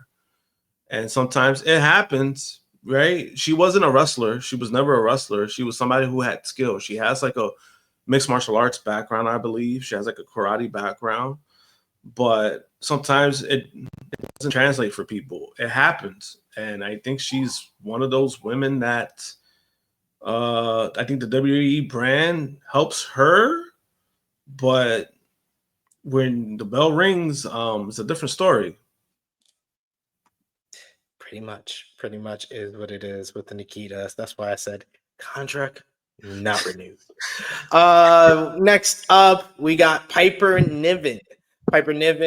Closely knit to Chelsea Green, but not as entertaining as Chelsea Green, but used next to her as her tag team partner. They're one of the more better used women's tag teams because even if they're not involved in the title picture, we at least see them like in a backstage segment and stuff like that. Piper got a big opportunity in her home country of Scotland, challenging Bayley for the WWE Women's Championship at Clash at the Castle.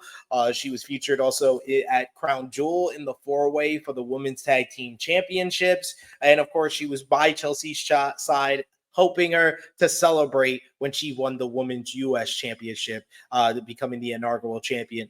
Piper Niven in 2024, where does she land? I'm going. Huh? I'm going mid-card. I think there's an argument for deserves better. I think that she really it's a damn shame. That's a it's fair a damn argument. shame that she's like been around here as long as Alba Fire and Isla Dawn, and when we go to Scotland, we can give Isla Dawn and Alba Fire a token title win, but we can't give it to Piper. That's fair. I think deserves better is fair. She's a good worker. I like her stuff in the ring. And then they even gave her that stupid ass name a long time ago. Dewdrop. I remember. Yeah, I would say deserves better. I actually agree with that. I was gonna say Mick Carter because I'm like, she has been seen on TV more. She has been doing more. Her pairing with Tasha Green just works out too. Like it kind of just feels natural. Where she kind of like Piper kind of feels like a heater for her, but then she's not really a heater. You know what I mean? Like she kind of holds her own. For it because Chelsea be doing her own thing. But they are good pairing, so deserves better. I agree with that. There we go. Piper's in deserves better. Next up, we got Raquel Rodriguez. She was not here for a lot of 2024. To be fair to her, she was involved in the Women's Royal Rumble. I remember She was also involved in the Women's Elimination Chamber, but after Chamber and her performance there, she was off of television dealing with an ailment that she was dealing with. She was out of action until October, making a return at Bad Blood, aligning with Liv Morgan, and now she's been a member of Judgment Day ever since. I'm going to lean towards the niggas not here. Or mid-card. Mid-card or niggas not here. I'm going to say niggas not here. Because honestly, me personally, I probably would put Raquel mid because she's not that good. I haven't really seen much of improvement for her. No offense to her. But then she just makes too many fucking mistakes. Like, what the fuck? Like, even she's her a return, female Tongaloa. like She's a even female like Tongaloa at this point. even her return was like, oh my god, why did you fuck up? Like, why did you fuck up this bad? And then I think she had like another screw up too, right? Like not so long ago. Didn't she like screw something up? I'm trying to remember. I was like, oh my god, like it could be nerves. It could be she could be rattled because unfortunately she did have like that condition and it cut off twice. So I understand, but I think I think that's a good spot for her. But I probably would have said mid, but I think her being out most of the year, I would say yeah, because if you put Cora in that category, I think that's only fair because I think Cora has been better than Raquel. Yeah. Going back down here, we have the star, Rhea Blooded Ripley. Rhea Ripley came into this year women's world champion for nearly a year. She went and headlined in her home country of Australia at Elimination Chamber, beating Nia Jax in arguably one of Nia's better matches on a PLE of her entire career. She then faced Becky Lynch in a great match at WrestleMania 40, picking up the win there. Unfortunately, Liv Morgan in an attack backstage led to Rhea suffering a shoulder injury that kept her out of action and made her have to relinquish the Women's World Championship. But she came back very quick thereafter in July, later that summer, coming back, targeting Liv Morgan, going back after her gold. But it led to Dominic Mysterio turning on her and helping Liv retain the title at SummerSlam. And then Rhea has been hell-bent on revenge ever since then, chasing after Liv Morgan and the Judgment Day every single week since then.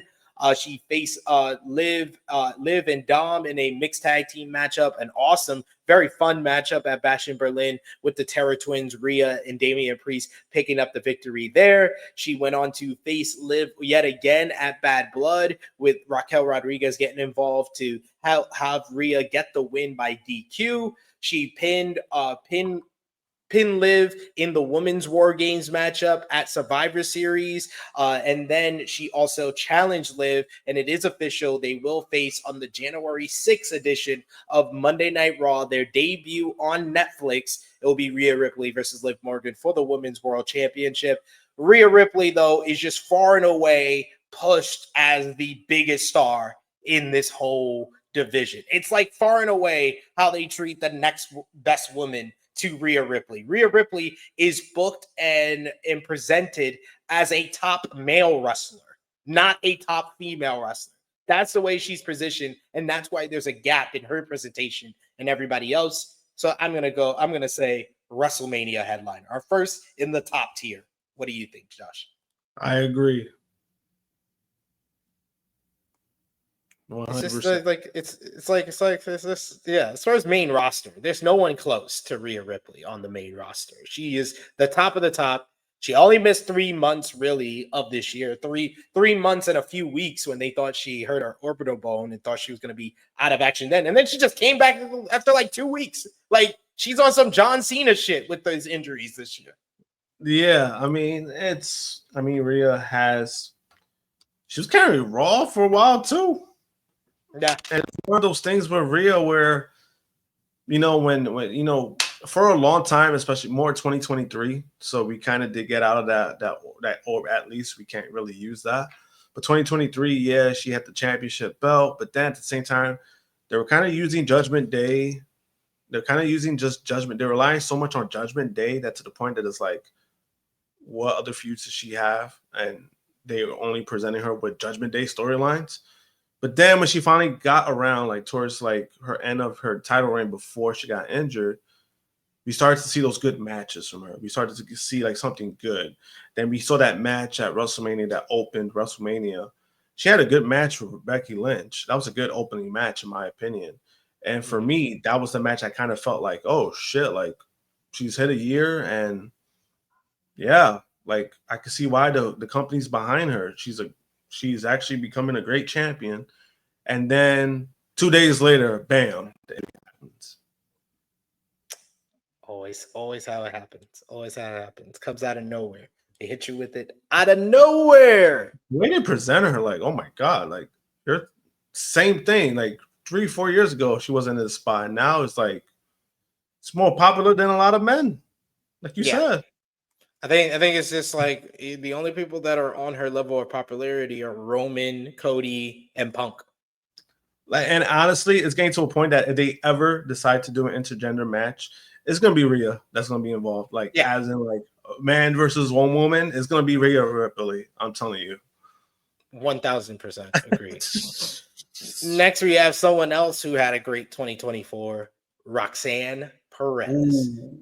The reigning NXT Women's Champion. She came into the year challenging Lyra Valkyria at Vengeance Day, coming up short then, but her frustration with coming up short thanks to Lola Vice cashing in and getting involved and getting pinned in that matchup led to her turning heel ahead of Stand and Deliver. She went on to win the Women's Championship at Stand and Deliver and started what has become the most prominent and centerpiece reign of the NXT Women's Championship since Mandy Rose 2 years ago.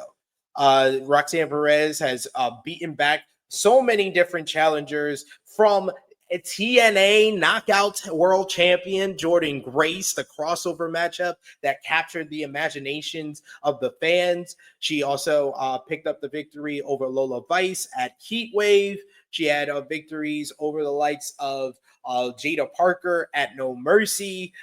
She beat Thea Hale at Great American Bash. She was involved in the rivalry with Julia that started when Julia debuted, beating Julia to retain the gold on the October 1st CW premiere of NXT. She's been involved, but lately she's been taking a couple of losses. She took the loss in a tag team matchup against Stephanie Vaquer and Julia at Halloween Havoc.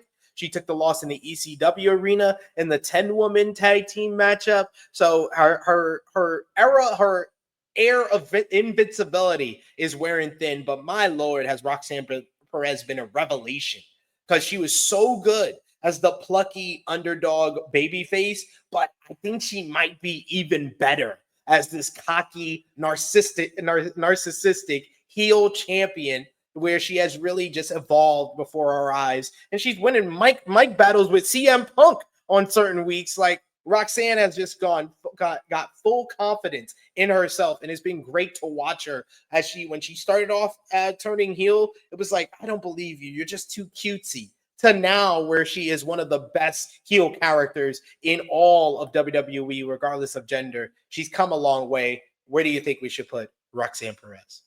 Main event. I'm going to do one better. I think she's the only one who deserves to be next to Rhea Ripley in WrestleMania. Oof. That's pretty big. I think she's WWE's Women's Wrestler of the Year. Ooh. I think that's fair. That's a good point when it comes to that. It's hard just because I think, I try not to go with like, hey, what if this happens or she goes up to the main roster? She's still gonna keep that momentum. It's kind of hard for me to get away from that. But if we're talking about NXT, what she's done at NXT, I mean, she's done it all there. Well, we're just talking about 2024. I just think based on 2024, she's had an S tier 2024. Yeah, and I'm saying about even within NXT, like even within that realm of 2024, she's done it all. Like, she's headlined a lot of PLEs. She's done this. She's done that. She was the very first match at the CW show. Premiere, right?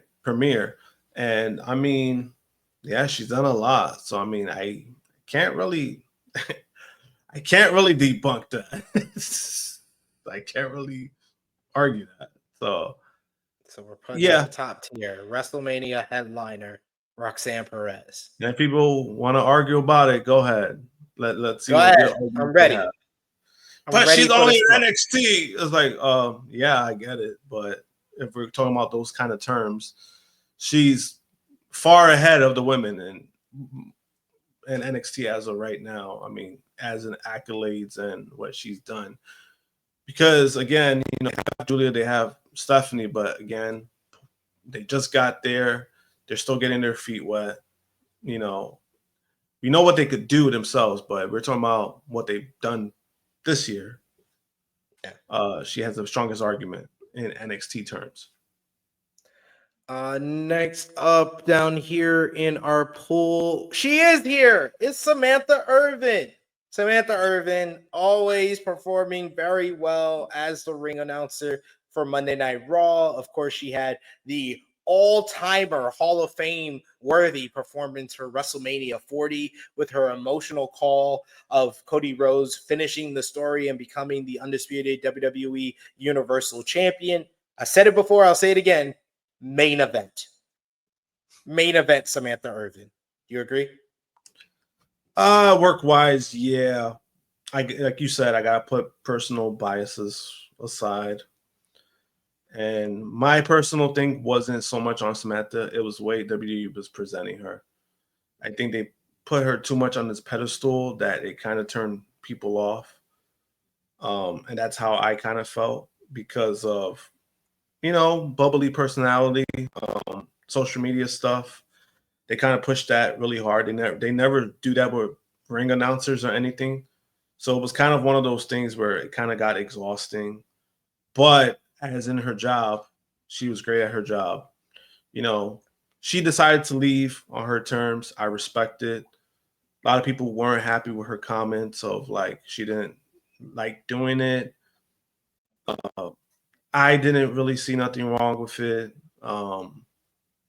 It is what it is. She felt like she wanted more.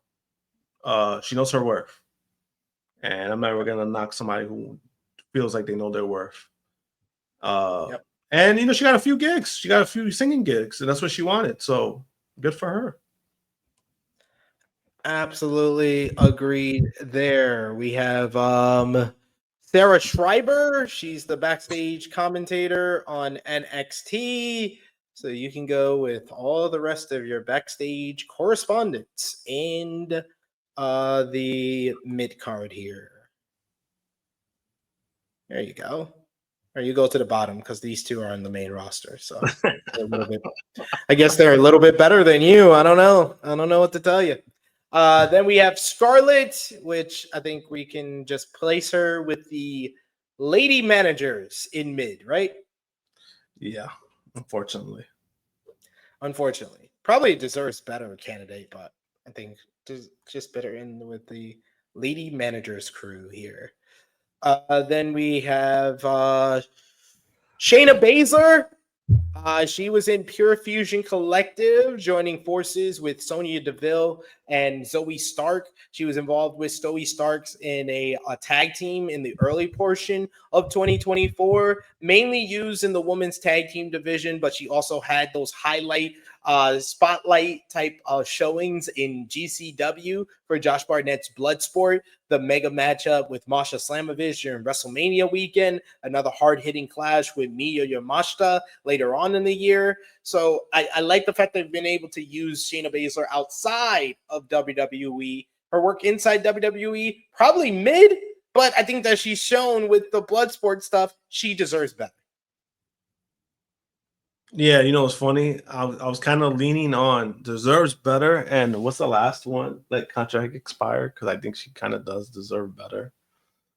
And there's no knock to her. It's just I think she's at her ceiling at WWE. Unfortunately, she's not going to be more than what she's been presented. And it's unfortunate, but WWE, again, they're corporate.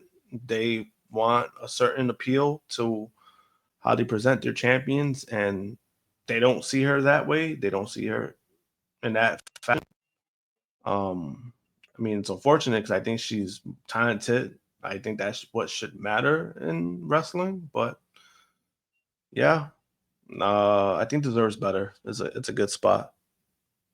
Yeah, we're in agreement there. I feel like I missed somebody. Why didn't I see Nikki Cross here? I just thought No, about that. I was like, where's Nikki Cross?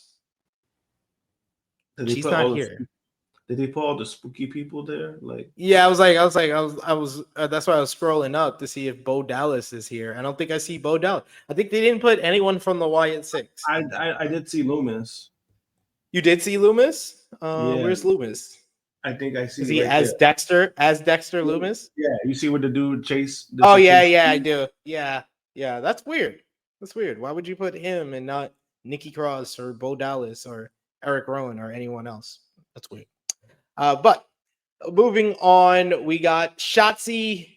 Nigga, you weren't here. You just came back. Just came back on NXT. I like the fact they put her on NXT because I think that she has a higher ceiling in NXT than on the main roster. NXT is a good spot for her, but Jesus Christ, she really needs to work on her striking. And I love Shotzi. Everybody knows I love her, like especially on the indie scene. Like, but oh my god, like she really like it's like, girl, you're on TV. Like, come on.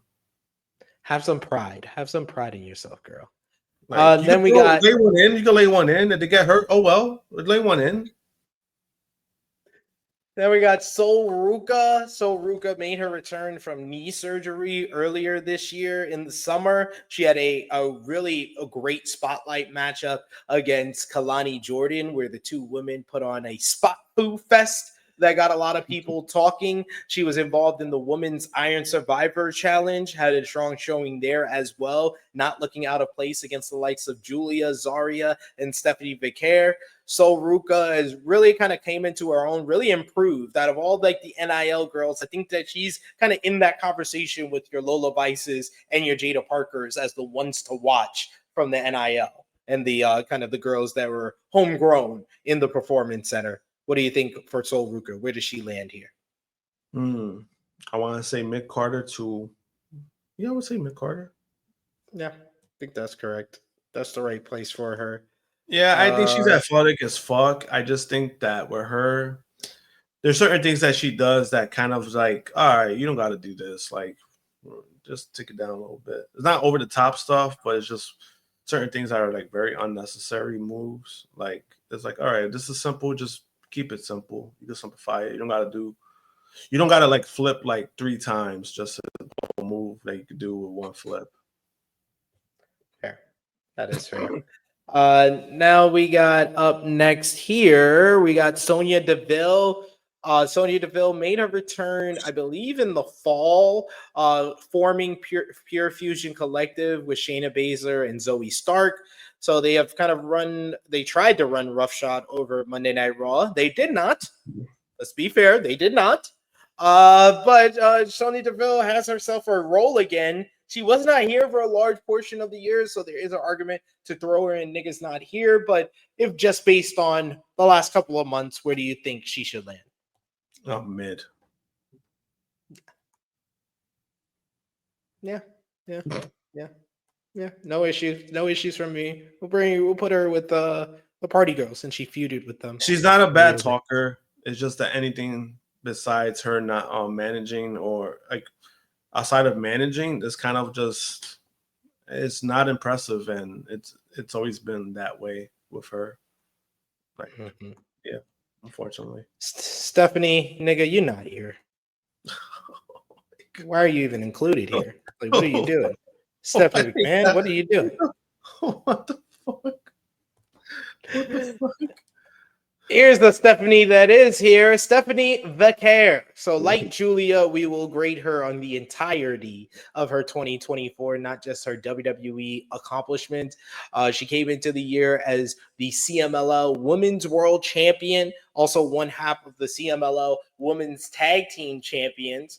She won the NJPW Strong Women's Championship from Julia in March over in Stardom. She was tearing it up all over the place. She was doing matches in Stardom, matches in New Japan, matches in CMLL. She came over to AEW and had a great match with Mercedes Moné at Forbidden Door. The match that really got her signed by WWE, as she dropped the NJPW Strong Women's Championship and didn't even have time to drop the CMLL Women's World Championship or Women's Tag Team Champions. She said, "Deuces, I got my WWE contract. Bye-bye, y'all." And walked out on them. She went to WWE, debuting on their house shows in Mexico over the summer. She then officially made her debut on NXT TV on the October 8th edition of NXT. Coming up and aligning with Julia, they teamed up together to get the win over Roxanne Perez and Cora Jade at Halloween Havoc. She got a strong showing in the Women's Iron Survivor Challenge, looking like she was on the verge of victory, but coming up just short to Julia. But Stephanie Vicaire has kind of, out of all the signings, I felt like she has kind of felt more at home than anyone else almost immediately. Like, she just gets the charisma part of this, the personality, the aura. Like, she just has it instantly. You see her and you see an absolute star that should have been in WWE a long time ago. She's like, I would say, if it was my pick, I would say main event, but where do you think she should land, Josh? Main event. There we go. We're in agreement. I would actually put her above Julia in main event. Because, like I said, I think she's made the transition a little bit more seamlessly. Yeah, I think it kind of feels like she's more, like, say, like, if there was a call tomorrow, hey, we desperately need somebody in the main roster. She'll be the most main roster ready woman in NXT. In my, like, between Julia and her, like, she'll be more ready. Agreed for sure. But yeah, what a year for her. She's honestly had one of the best years in all of women's wrestling. Like, she should definitely be in people's like top 5, top 10s for 2024. Stevie Turner, you're just an assistant to the general manager. So yeah, let's put you in mid. Lucky enough you're in mid, because what the fuck?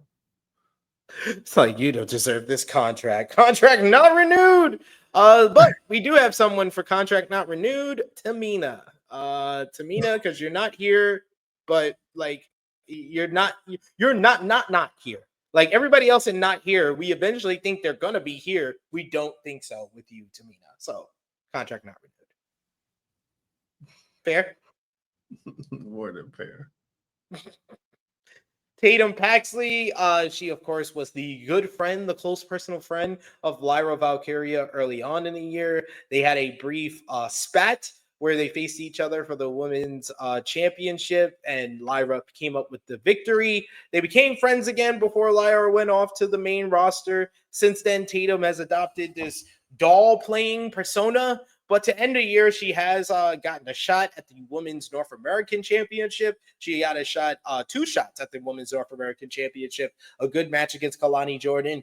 A fine match against Fallon Henley. But she has aligned with Gigi Dolan and Shotzi. So she's not alone. She actually has friends that are humans, not dolls, to end 2024. So good for her. Where do you think Tatum lands? Maybe mid card. Yeah, I can say that. I think she's improved enough where I think she does not land into the mid, but she'll get up to mid card. Yeah, even though I thought that thought shit was stupid. Oh, it's so stupid. I called out that segment on NXT with them laughing at her, saying she's gonna bite the doll's head off. I was like, this is not normal. These are not normal conversations. What are we doing? What are we doing? Tegan Knox, I'm sorry, but you're going to contract not renewed because your contract was not renewed. Pretty simple. Pretty simple how that works. You're in contract not renewed. Then we have here Thea Hale. Thea Hale, of course, a member of Chase U. She got a really great matchup against Roxanne Perez at the Great American Bash, coming up short for the NXT Women's Championship. She's been involved in different storylines as in regards to Chase U. Of course, Chase U came to an end at the hands of Ridge Holland against Andre Chase a couple of weeks back on NXT television.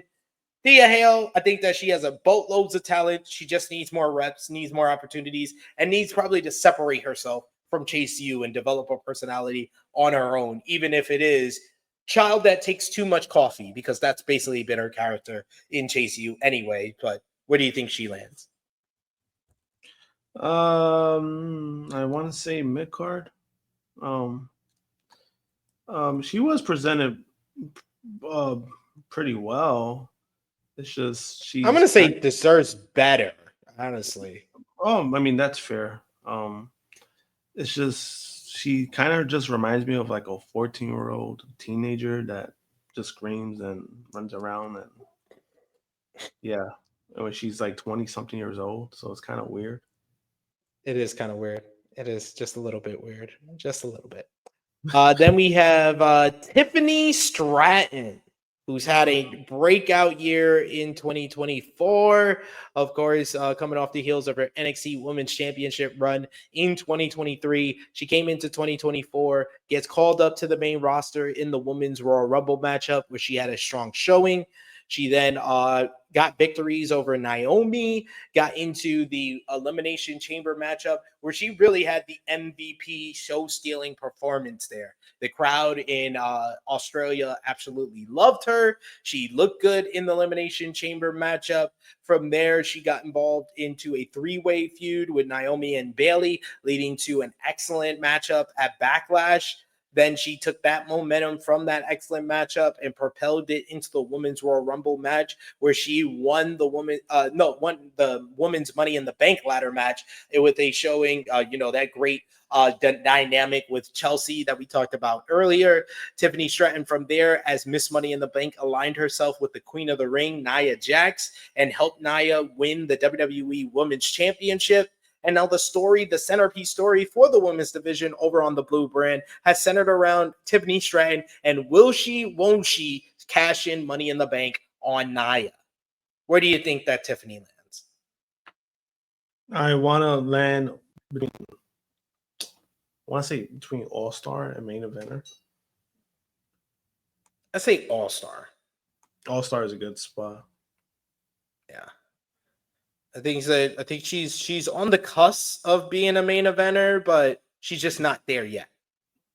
Yeah, and I'm kind of getting sick of the fake cash and stuff. Also fair.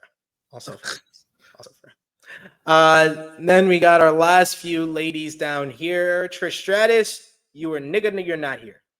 What are you doing? Your fine ass is not here. Your fine ass ain't here, so you gotta go to nigga not here. And then finally we have our last four. We have another nigga that's not here, Valhalla.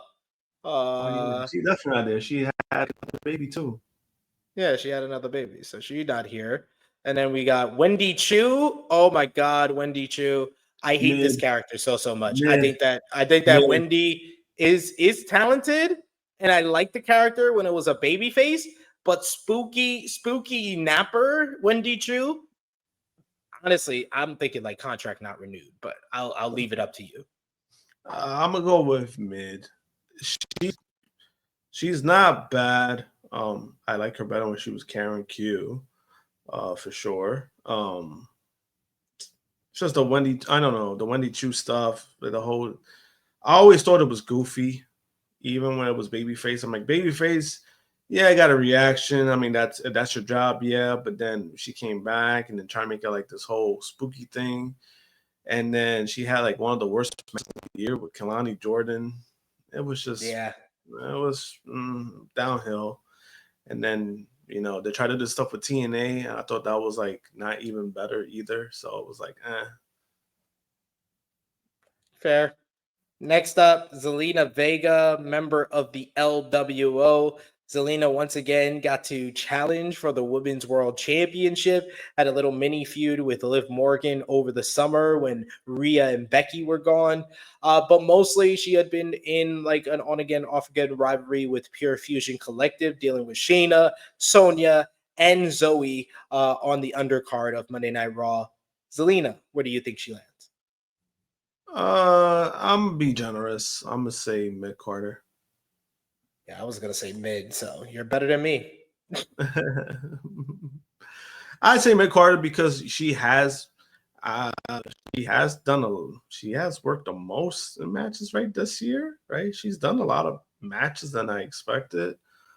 Not always the best, but I think she tries. I think she puts in effort. Obviously the crowd is behind her. She found something with like every time she comes out with the Puerto Rican flag and people getting behind her. I think there's something there. I just don't know if it's ever gonna like blossom to anything spectacular. Yeah. But I mean, she's a trooper. That's how I see it. I think she's doing well for where she's supposed to be at. And that's fair. That's fair. But finally, to finish off our WWE Women's 2024 tier list, we have Zoe Stark. Zoe Stark, of course, coming off the heels of her or rookie year on the main roster. She came into this year kind of in the middle of the pack. She found a role with Shayna Baszler in the women's tag team division. They got recruited by Sonya Deville to make Pure Fusion Collective.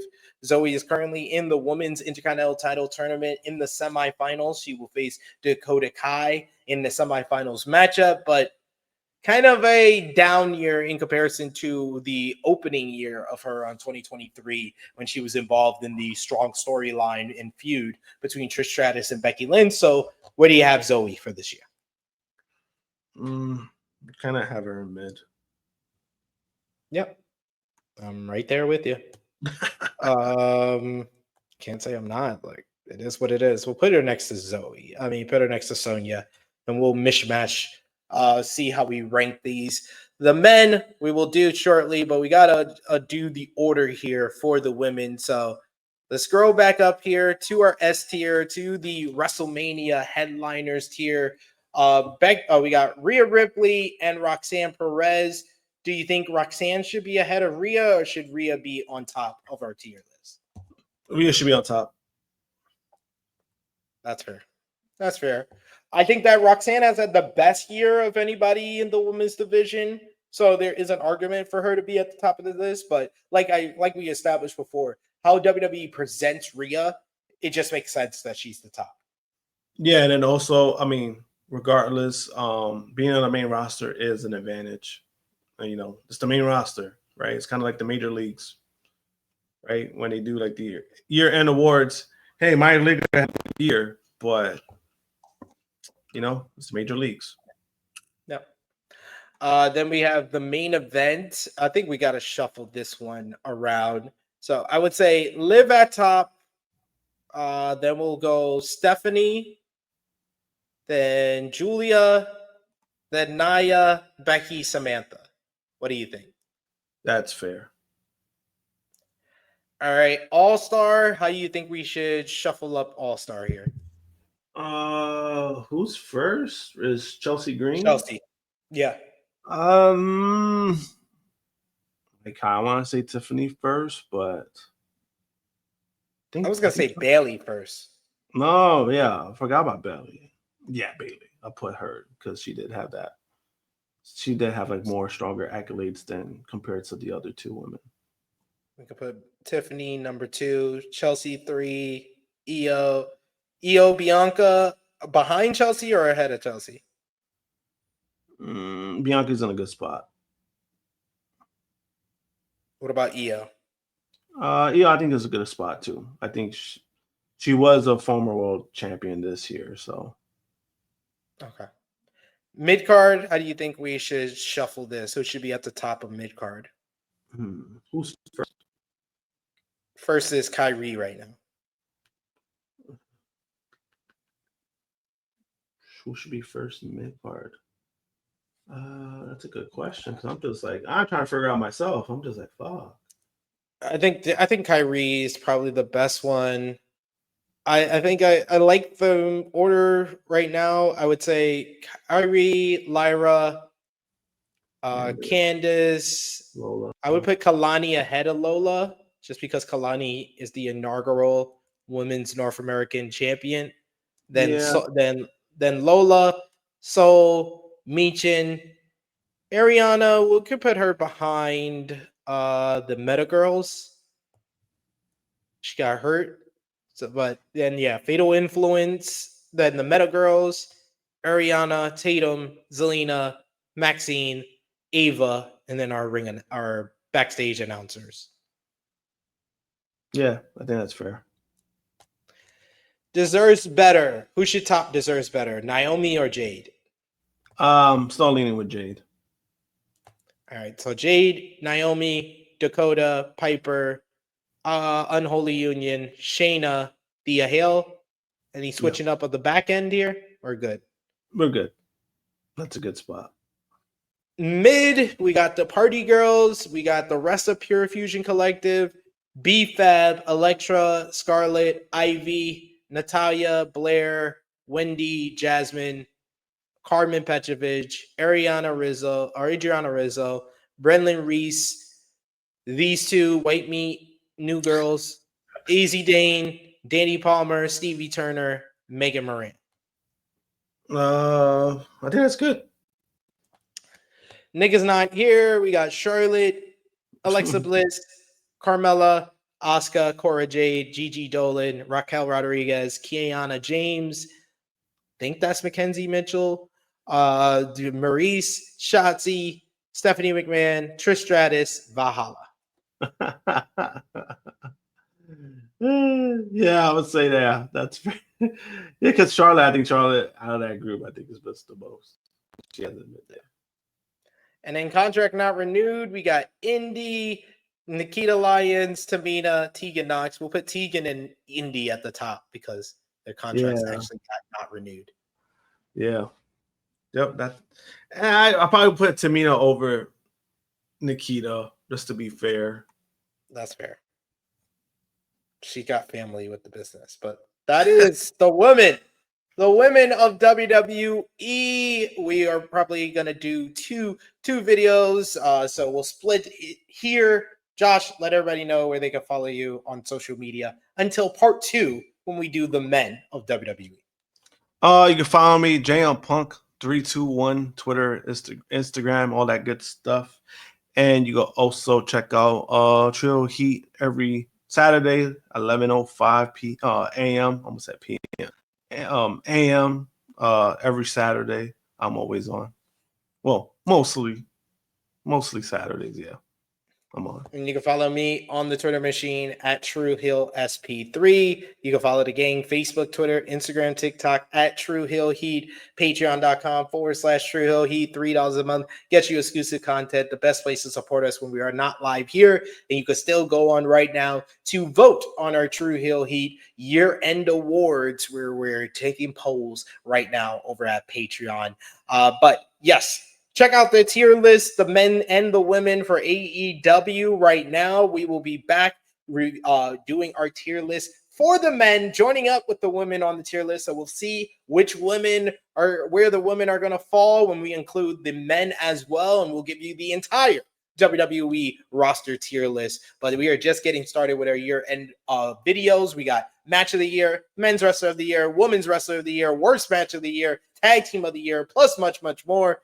For Josh, it is me, your True Hills Phenom SP3. This has been our WWE Women's 2024 tier list. We are signing off until next time.